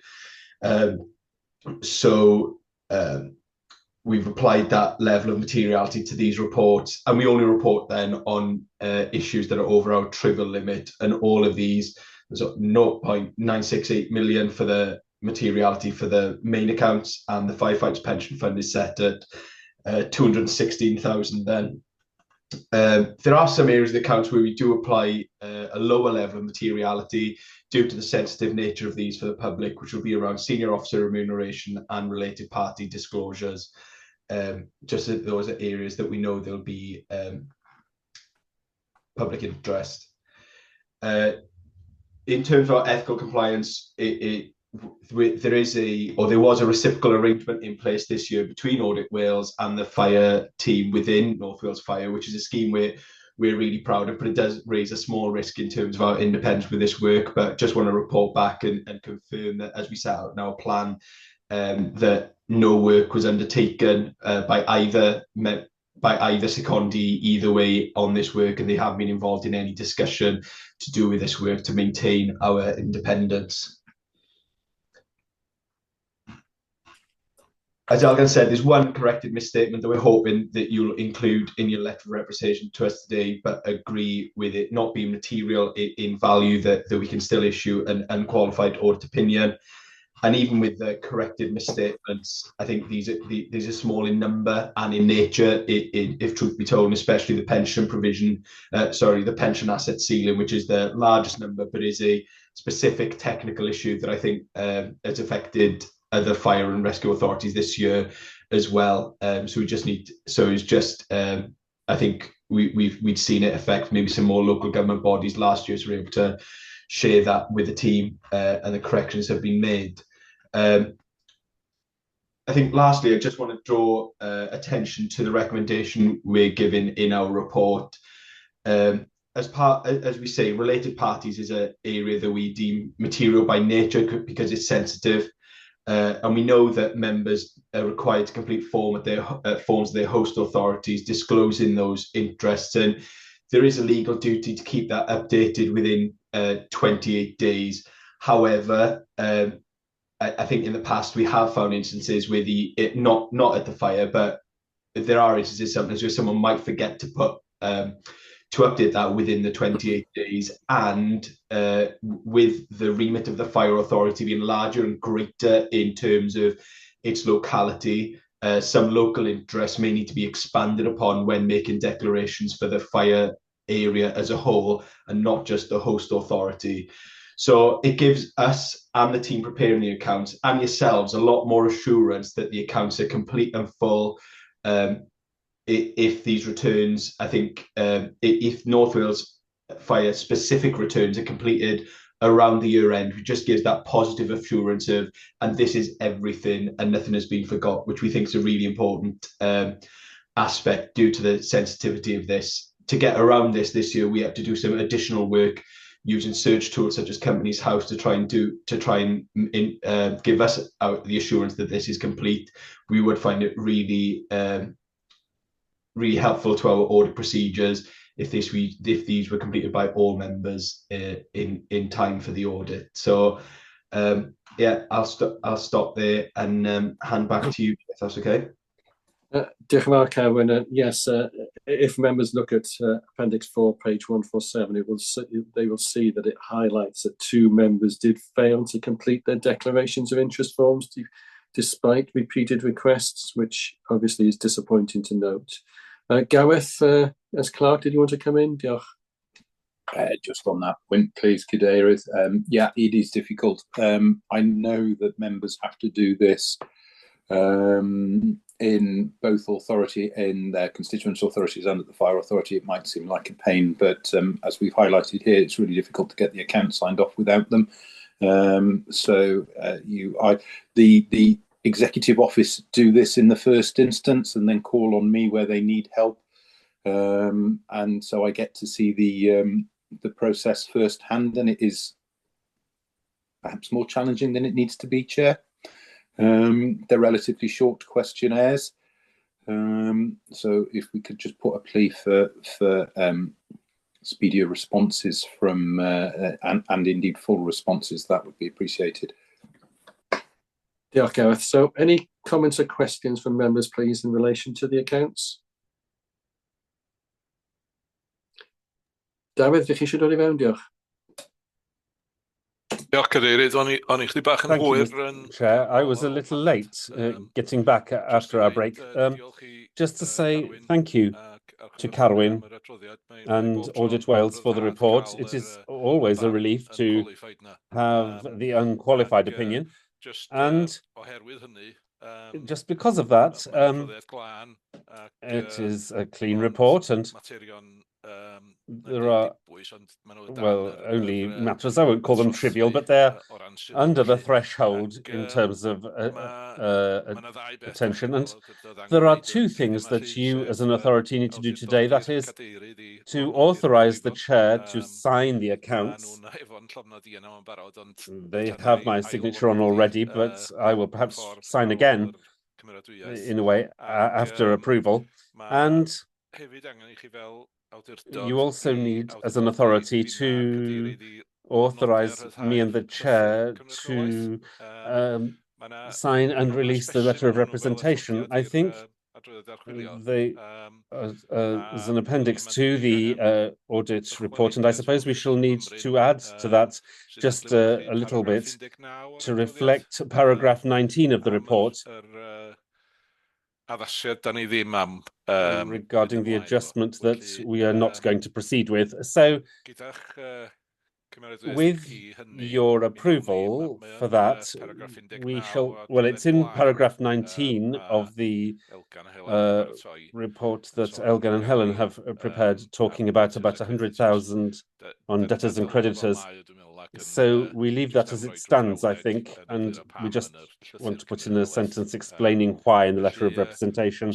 So if you would agree to that, we can proceed from today. Thank you. Thank you very much, David. Can I just ask one question? I'm not sure if this should be a question for the auditors or for David as the treasurer. It talks about the usable reserves. In paragraph 15 has been 9.1 million. I know that in local authority budgets that there's, I can't remember what the percentage is, but there's a recommended percentage of the total income as to how much should be in terms of usable reserves. And I'm just wondering, are our usable reserves within the fire service, are they below or above what the recommended threshold should be? I will try and answer. It's a difficult one, Chairman. I suppose the level of our reserves is relatively high as compared with the size of the organisation, but there is a good deal of that is capital funds that rolls over and is committed to specific things. And clearly, there are obviously other issues that we have to keep money aside in case anything specific happens. So the only thing I can say is that if the biggest sum of 7.8 million is set aside for a specific purpose rather than just being there as funds not used. So I think that the 1.6 million reserves, general reserves in the balance is around the right place, but it just happens to be the case that we have a lot of specific things that we have to have reserves for more than 1 year for. Thank you, David, for that explanation. Carwyn, do you wish to come in? Yes, thank you very much. Just to reinforce David's comments there. If members wish to see, I can put the link in the chat now. Audit Wales have a financial sustainability tool on the web, enabling members to compare the levels of reserves and some other areas with historical performance of the organisation and as compared with other fire authorities and the national parks and the councils too.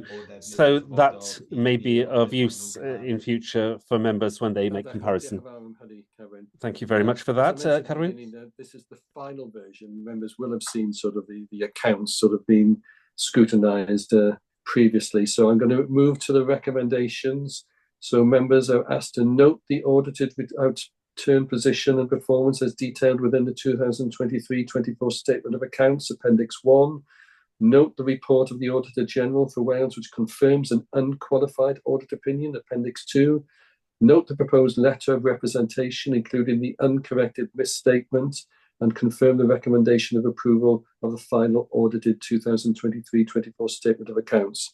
And then David, as Treasurer, has highlighted the position in paragraph 19 as well.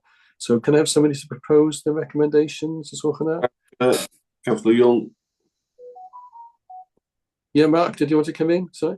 No, just support the recommendation. Thank you. And Diolch yn fawr for Gareth for seconding. Will you show that you approve, please? Diolch yn fawr. Thank you. So we move on to the next item on the agenda, which is the financial update for 2024-25. And over to David. Diolch yn fawr, David.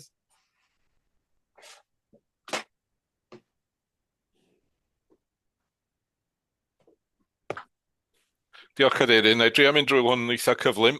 Thank you, Chair. I shall try and go through this quite rapidly.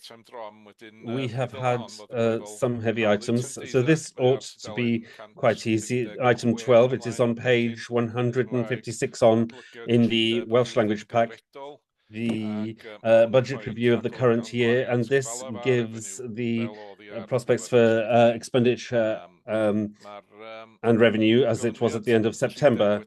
The budget requirement approved by you back in January was 48.3 million, and we foresee now the real revenue expenditure being likely to be around 47.7 million. That includes costs related to all kinds of projects and general revenue costs. On the capital side, for 24-25, we had a program of 5.7 million, and the program now is experiencing some slippage.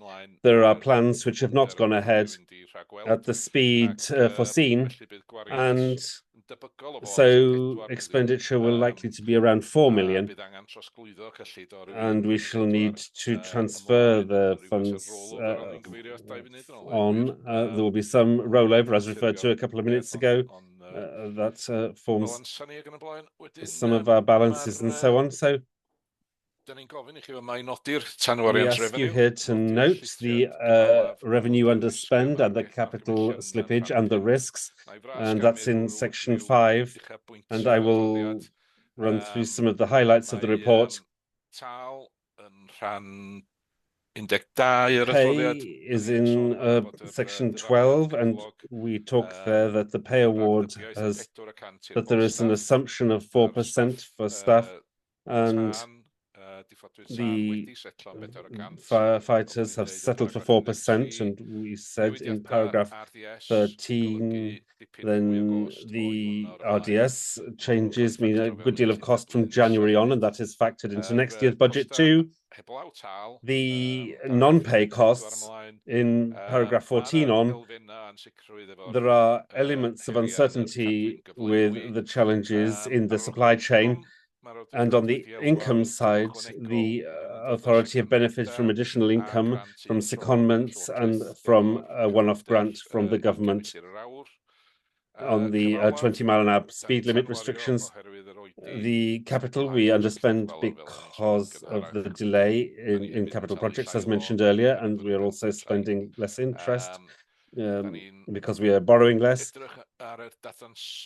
Looking at the analysis there, the breakdown under paragraph 17, there is no certainty at the moment. We are halfway through the year. It's quite early to know where we will finish up, but the situation might vary, 500,000 one way or the other by the end of the year.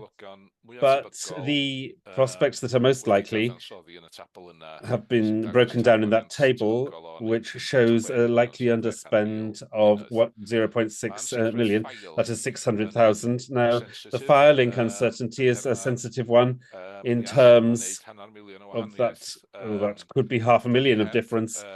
We have not assumed that we will have it again. If we do get the grant, the year's costs will reduce by 500,000, and that's where we go 1.1 million on the assumption that we have there. The employee costs, there is more detailed there in paragraph 19 onwards.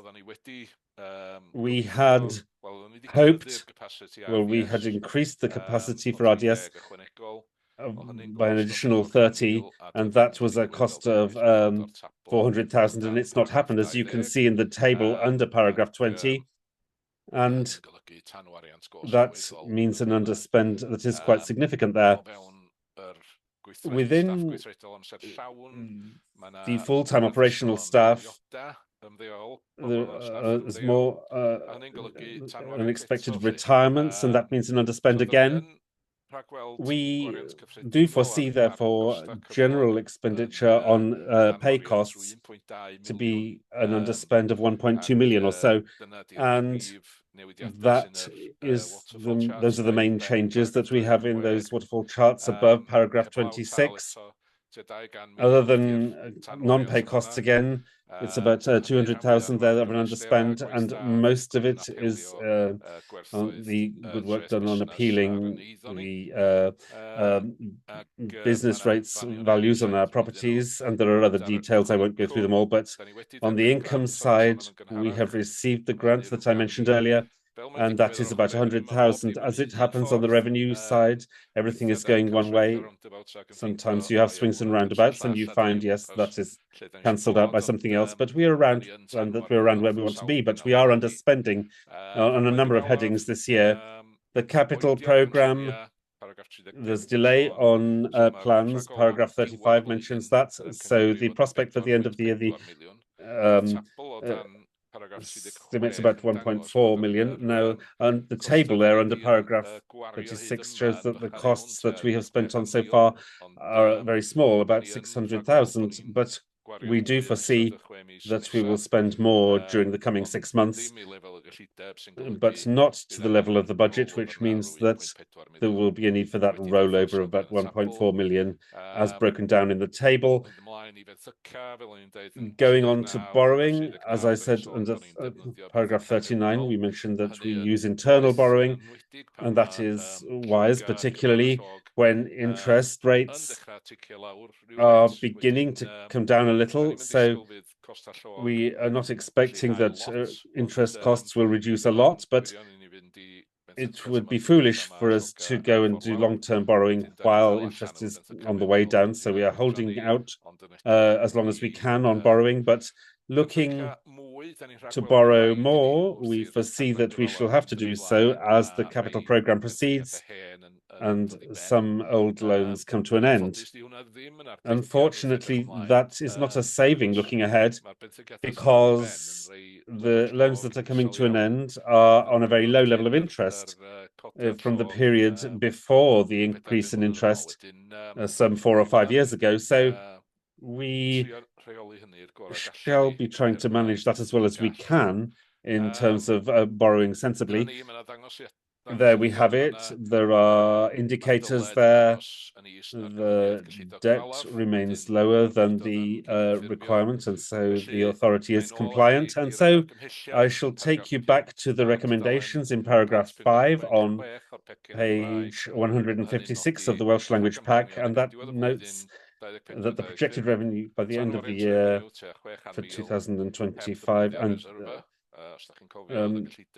without using the reserves, and if you remember, the budget foresaw that we would use some of the reserves, and we did discuss reserves in the previous item, and we did see that it was right to bring that level down. But this year, it doesn't look as though we are going to do that unless we set aside some reserves for other specific purposes, such as the training centre.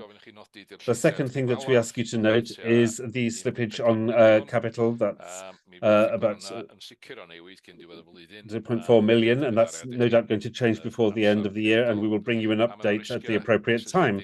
And there are risks linked with inflation and the supply chain issues and the legal challenge with Firelink and so on, and the legal challenges on pensions as well. We will see what happens with those. So a good deal to take in, and I have gone through it as rapidly as I could, Chair. Of course, I am at your disposal for any questions. Thank you very much, David.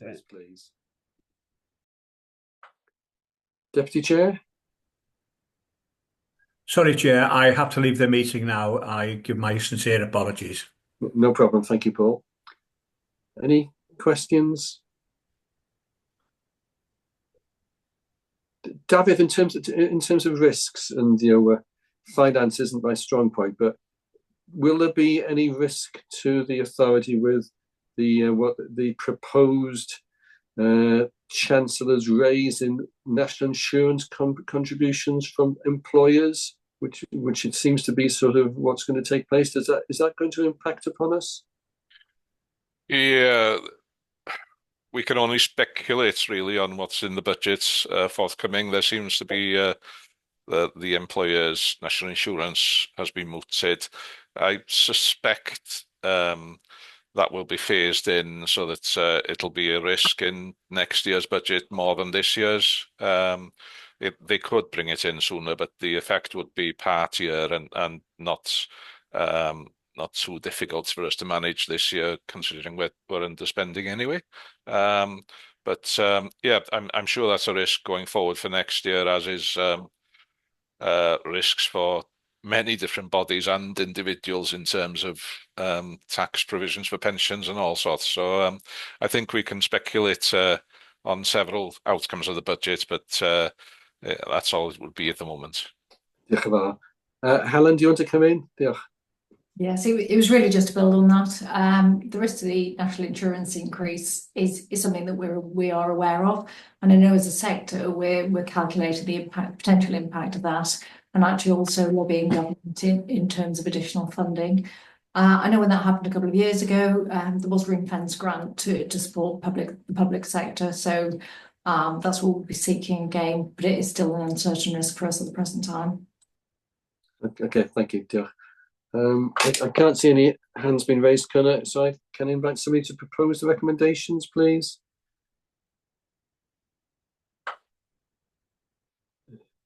Thank you, Diolch, John Brynmore. A second. Diolch, Mark. Will you show that you agree? Diolch, that's been approved. So we go on to the next item, which is the budget setting for 2025-26. And I think it's you, Helen, that's presenting this item. Diolch. It is indeed. Diolch, Cadeirydd.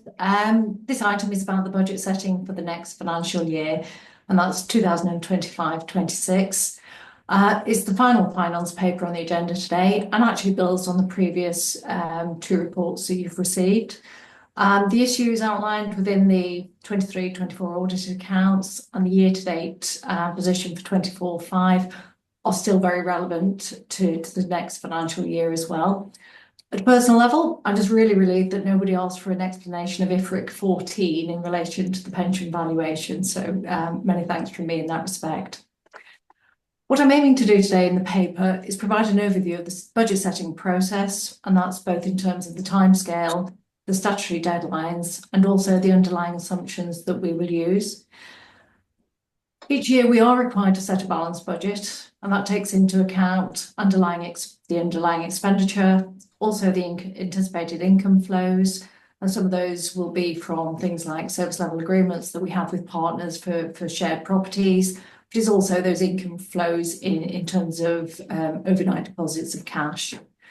And clearly the balancing item is the levy that we'll be seeking from our local authorities. Our budget setting process is broadly the same as for local authorities, but out of necessity, it has to be concluded earlier in order for us to be able to confirm the levy. And to achieve this, we're required to confirm the indicative levy, by the 31st of December, and then the final levy by the 15th of February. The draft budget will be considered by the executive panel during its meeting the 16th of December, and the final budget will be presented to the Fire Authority for its approval at its meeting of the 20th of January. You will be aware that during the last financial year, the member-led Budget Scrutiny Working Group was established to support the Fire Authority, and this will continue for this financial year also. And so far, that group has met on 3 occasions with a further meeting planned this week. The objective of the Budget Scrutiny Working Group is to ensure that all elements of expenditure and income are considered, and we also receive presentations on key areas of expenditure so that members have an overall awareness. They'll include such things as our payroll expenditure that we need to incur on such things as contaminants, the training of our firefighters and corporate staff, also PPE, and alongside business cases for new spend, whether that be revenue or capital. The first step is always really to understand what the key planning assumptions are. And this actually commenced over the summer months, and the underpinning planning assumption relates to our service delivery model. The budget setting process is based on the outcome of the emergency cover review, which was approved by yourselves as members in December 2023. And just to reiterate, that is that the 24-hour cover will be maintained in Trill and Deeside. We'll maintain the second whole time crew at Wrexham, and there will be no closures to retained stations. Whilst the Task and Finish Working Group is looking at alternative options for addressing the residual availability risks, these will be achieved within the financial envelope for the existing service delivery model. So that makes, I guess, the budget setting process for next year smoother. That said, our payroll costs do represent over 70% of our gross expenditure, and the current budget assumption for next year is a pay award of 4% for all staff groups. This is clearly an area of uncertainty and also risks, and over the coming months, further work will be undertaken to assess this, both for that reasonableness, so is our 4% broadly in line with our local authority colleagues and other fire and rescue services. And in addition to this, we'll seek to increase the number of retained colleagues to improve our availability. So that work continues throughout the year. There are 2 further issues that members need to be aware of in relation to pay.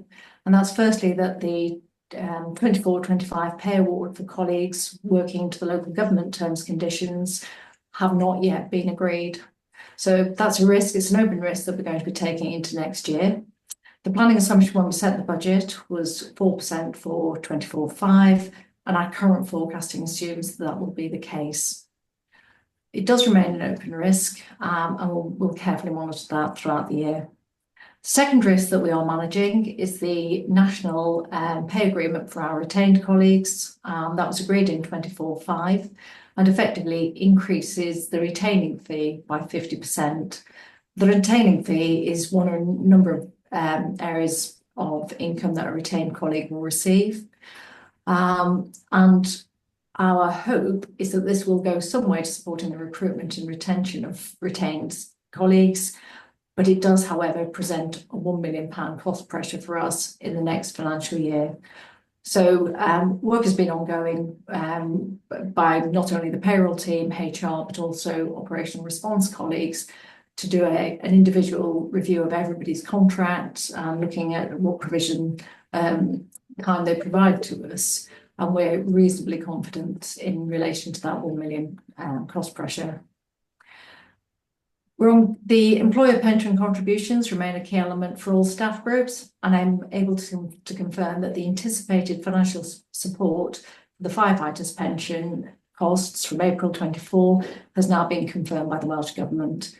However, that support is given directly to local authorities and therefore will be included in the levy for future years. Turning to the non-pay, all of our budget holders have been working through the non-pay costs for a number of months now. And some of these costs are relatively stable year on year, but some costs fluctuate quite significantly. For example, during this financial year, we've introduced the wildfire kit for all operational staff, and that cost us 250,000. But for future years, that financial requirement is much lower. Similarly, ICT costs can fluctuate when you implement a new system, followed by much lower yearly licensing and maintenance costs. And in particular, the command and control system within our control department is scheduled to be replaced during 25-26, and that will cost us in the order of £250,000. On a positive note, inflation is much more stable than in previous financial years, although we are still experiencing some supply chain difficulties, primarily in relation to the fire kit, and that reflects some of the global challenges that are ongoing. There is uncertainty in relation to the National Emergency Service Network, and that's within the report. That's known locally as Firelink.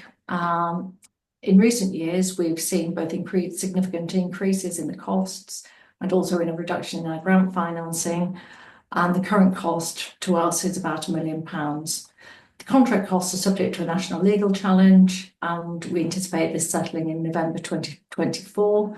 So potentially, this could reduce our costs quite significantly to the tune of about £500,000, and that will benefit both 24/5 and also 25/6.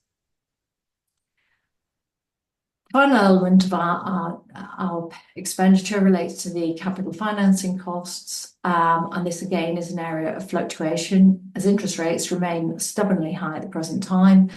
And we also have a number of loans due to renew in the forthcoming financial year. So even if we cut the capital programme to nothing, we would still have to recognise an increased cost.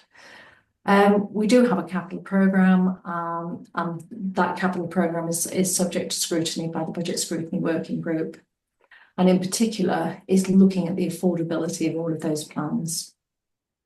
Our income budgets are relatively small, but they are set on current levels with an inflationary increase. And notably, the work of the Budget Scrutiny Working Group will continue, and it's planned that the first draft of the budget will be presented to the executive panel. Chair, that is a whistle-stop tour, but I'm happy to take any questions that members may have. Thank you, Helen. And once again, can I thank the members on the Budget Scrutiny Working Group for their work. Diolch yn fawr. Mark, I don't know if you want to comment at all. Thank you, Chair. No, good work, and all the questions and information we've been asked for is always provided promptly and in a good way from officers. And that challenge of getting the budget as least as possible, but being able to deliver the service required is the challenge. But I think we're going the right way, Chair. Diolch yn fawr. Thank you, Mark. Any questions or comments from members, please? Okay, I can't see any hands being raised. In that case, can I ask somebody to propose that we accept the recommendations, which are on page 163 of your papers? It's 4 recommendations. Diolch yn fawr. Austin, can I have a seconder, please? Diolch yn fawr. Mark Jones, can you show that you approve the recommendations, please? Diolch yn fawr. That's passed. So we go on to item 14, which is the annual performance assessment for 2023-24. And I think it's Ant Jones who's going to present this. Diolch, Ant. Well, thank you, Chair. The purpose of this report is to present members of the authority the annual performance assessment for 2023 to 2024. Section 15 of the Local Government Wales Measure 2009 requires that the Fire and Rescue Authority make arrangements for the publication of the authority's assessment of its performance during a financial year, but by no later than 31st of October in the financial year following. Schedule 1 of the Wellbeing of Future Generations Act 2015 makes provision requiring each public body to publish annual reports of progress is made meeting its wellbeing objectives. This annual performance assessment is our self-assessment of progress against the previous year's improvement under the government measure and wellbeing objectives under the Future Generations Act. The design of this annual performance assessment mirrors previous iterations during the life of the previous 2021 to 2024 corporate plan. The annual performance assessment for 2024-25 will be designed to mirror our new community risk management plan and our 5 principles. As it is the final year of that 3-year corporate plan, a reflection of progress over the life of the plan is included, as well as the annual update on progress. And this annual performance assessment also contains the All Wales Dwelling Fire Response Charter. On the 16th of September, the authority's executive panel was presented with the annual performance assessment, where it noticed and endorsed the annual performance assessment to come to full authority today. So therefore, members are asked to note the content of the annual performance assessment for the period of 23-24 and improve that the annual performance assessment for 23-24 is for publication on the authority's website. Diolch yn fawr, thank you. Diolch yn fawr, Ant. And another comprehensive document which reads very well, and can I thank officers for the amount of work that they've put in presenting this report. As Ant has pointed out, it has been scrutinised by the executive panel who have endorsed the report. So unless members have any comments or questions they want to make, we can move straight to the recommendations. I can't see any hands being raised. So can I have somebody who propose, please? Diolch yn fawr, John Brynmore. Diolch yn fawr, Austin, for seconding. Will you show that you approve the recommendations? Diolch yn fawr. So we move on now to the annual government statement of 2023-24. That's back to you again, Ant, I think. Yeah. Thank you. Thank you, Chair. Yes. So the purpose of this report is to present members the annual governance statement as required by the Accounts and Audit Wales Regulations 2014. A draft was submitted to Audit Wales prior to the 31st of May as required by that legislation. The annual governance statement has now been first and second stage reviewed by Audit Wales to confirm it's consistent with the financial statements and has been produced in line with that framework. The annual governance statement will be published once endorsed by the Treasurer, the Chair of the Fire Authority and the Chief Fire Officer by the 31st of October. And the purpose of this report is to assess and demonstrate that there is a sound system of corporate governance throughout the organisation. The annual governance statement is attached to this report and it provides you with an overview of the governance arrangements and confirms the work plan for 24-25. The annual governance statement is reviewed by Audit Wales to confirm that it's consistent with its knowledge of the authority and its financial statements. So members are asked to note the governance arrangements outlined within the 23-24 annual governance statement, note the forward plan for 24-25, and improve that the 23-24 annual governance statement is for publication on the authority's website by the 31st of October this year.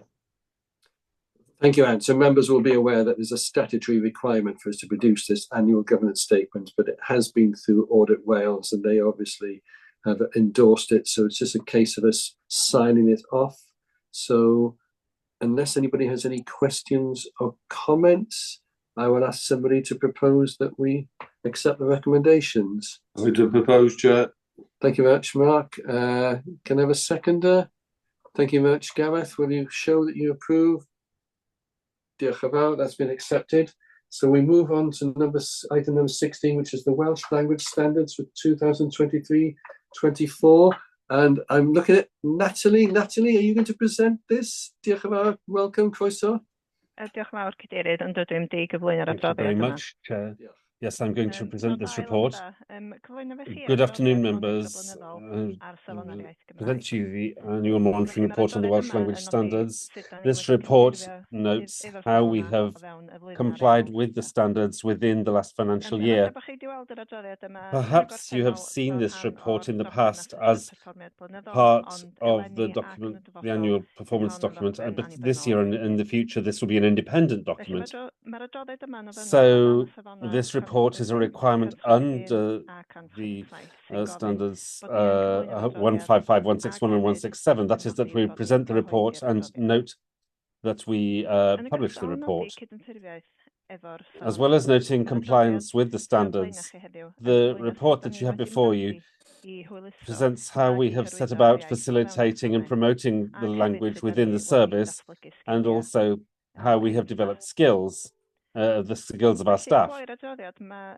So the report notes the opportunities that we have for the coming year, and these are included upskilling of present staff who have not reached the required level in Welsh, introducing a new policy on the internal use of Welsh, going with the guidance we already have, and also to acknowledge staff success and to ensure that language choice is taken into account. So, also, as a recommendation, there is a requirement that you approve this report, and also note that we intend as a service to publicize this document, and that we shall do so by placing it on our social media pages and also on our website. Thank you very much. Thank you very much, Natalie, for that presentation. From members, please. In gyntaf, Cynghorydd Arwyn Roberts, diolch First Arwyn. of all, Councillor Arwyn Roberts. Thank you, Arwyn.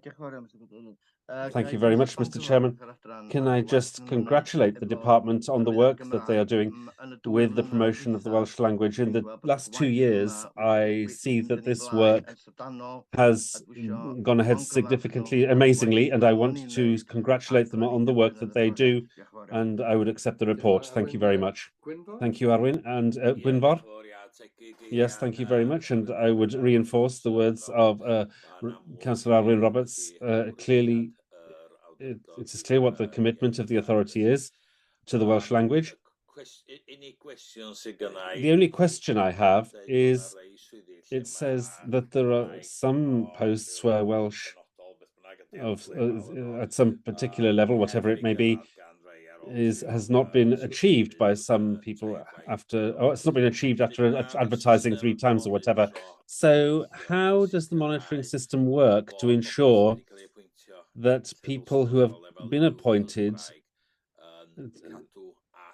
do keep to the training that's necessary to ensure that the level of their Welsh has improved sufficiently? Thank you, Councillor. I will answer this. So you are right. We do have 3 attempts at filling a post, and after that, we don't bring down the level of language. The level of the post remains the same, but the person appointed, of course, is at a lower level. If that post goes out again, the level would remain high, but now it depends on the level of the post. If the post is one that requires level 2 skills in Welsh, it is quite easy for someone to get to that within a specified time. However, if you have a post that asks for level 4 skills, which is fluency in Welsh, if someone does not have the skills, it's very difficult for someone to achieve those fluency skills in Welsh within a short period of time. And so what we try and do is to be realistic with the requirements upon people, and we offer opportunities for them to develop the skills. It's quite easy for corporate staff. We can release them to go on courses and to develop their language skills. So that is what we have in a way. And in terms of monitoring, annually, we keep a record of what the language level skills of people are and if they have attended courses. And does that answer the question? Yes, thank you very much. Yes. And I'm not saying that this happens at all, but in this authority, but not pointing any finger, but I do know that in some authorities and organizations, where there is a requirement to learn Welsh, that requirement is not kept to by some individuals, and so we just need to keep an eye on the situation. But once again, I congratulate the department on their work and congratulate the authority on their clear commitment to the Welsh language. Thank you, Gwynfor. Do you want to come in, Stuart? Yeah, I just wanted to just build on the answer that Natalie provided around monitoring. She's kind of undersold herself there, I would suggest, because Natalie chairs our Welsh language group and also is very active within a staff network where we're trying to get more people who we now call no longer Welsh learners, I think is now what we're calling them, Natalie, isn't it? New speakers. New speakers as opposed to Welsh learners. So we're changing terminology as well to try and support people. I guess the numbers, it's always going to be a challenge for us with staff that are employed who may not be Welsh speaking because of the number of RDS that we kind of have and the retention figures. But, you know, believe me, Natalie is very persistent in pursuing these people that haven't got Welsh language skills. And actually she goes out to fire stations and actually sits as well with watches to do Welsh language sessions as well. So as she describes, it is quite difficult sometimes to get our operational staff onto the courses. Natalie goes out to them and provides in-house training for them. So I just wanted to kind of probably give Natalie a bit more credit than what she's given herself, because she does a lot of work and monitoring is certainly one part of it. And then she feeds all that information into our equality diversity and inclusion committee, which we've got a fire authority member as a permanent member as well in Council Lydon. So yeah, there's a lot of work that goes on supporting Welsh language, and I think the report describes a lot of the great work that Natalie and also staff have been doing over the past year. Thanks, Stuart. Helen, did you want to add something? Yes, just building on that really. We are really proactive and we're very, very supportive. We're taking Councillor Gwynfor Owen's concern that ultimately if somebody failed to do it, we do build it also into the probationary process for all staff. So if there is a requirement for a Welsh language standard, that is part of the probation. Your probation won't be signed off until you've achieved that. So there is that closing of the loop for us. But we do recognise that learning a language can be quite a challenge. So do that. Dear Helen, so we've had a proposal and I presume that Gwynfor's happy to second. So will you show that you approve the recommendations and so for that? Diolch yn fawr. So going on to item number 17, which is the draft community risk management implementation plan for 25-26, and it's back to you, Ant, I think. Yeah. Thank you, Chair. So the purposes of this report is to present members the draft community risk management implementation plan for 25-26 and to seek approval to consult with the public on the proposed improvement and wellbeing objectives within that plan. So under the Welsh Government Fire and Rescue National Framework of 2016, one of the key objectives for the services in Wales is to continue and sustainably reduce risk and enhance the safety of citizens and communities. The authority is also required under the Local Government Wales Measure 2009 to make arrangements for continuous improvement in the exercise of its functions by setting itself improvement objectives in each financial year. It is a statutory requirement of the Wellbeing of Future Generations Act 2015 for public bodies to publish wellbeing objectives and to report annually on their progress towards meeting those objectives. And the Wales Fire and Rescue Service Circular of 2024 states that under the duties of the 2009 measure and of the Wellbeing of Future Generations Act, this can be discharged through a single publication in a single report. In relation to social partnership duty, as required of the Social Partnership and Public Procurement Act, Wales Act 2023, this has been observed and the relevant trade unions have been consulted in the formative stages of objective setting. So the objectives contained within the Community Risk Management Implementation Plan for 25-26 will form the basis of the second year's activity towards the delivery of our 5-year Community Risk Management Plan 2024 to 2029, as approved by the authority on its meeting in July 2024. Once this consultation has closed, the feedback will be assessed and any necessary changes made to the Community Risk Management Implementation Plan for 25-26 before results of the consultation are presented to the executive panel of the authority on the 17th of March next year and also circulated to the Audit Committee.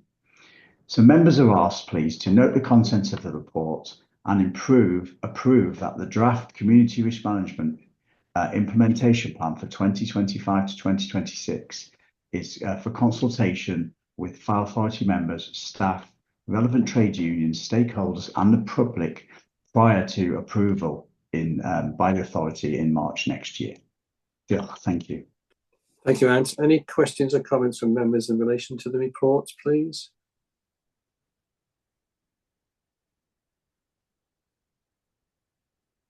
No, in that case, can I ask that somebody propose that we accept the recommendations? Diolch yn fawr, Austin, can I have a seconder? Diolch yn fawr, John Bryn Mawr, newch chi dangos, will you show, please? Thank you very much. Those recommendations have been approved. Diolch. So we go on to item 18, the heating decarbonisation plan. And it's over to Tim, I think, who's going to present this one. It's actually me, Cadeirydd. I'll be presenting this. Thank you.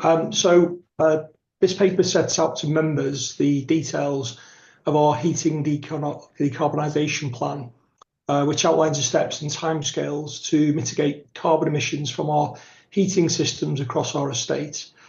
The plan is in response to the legal requirements under Welsh law to address our carbon footprint by 2030.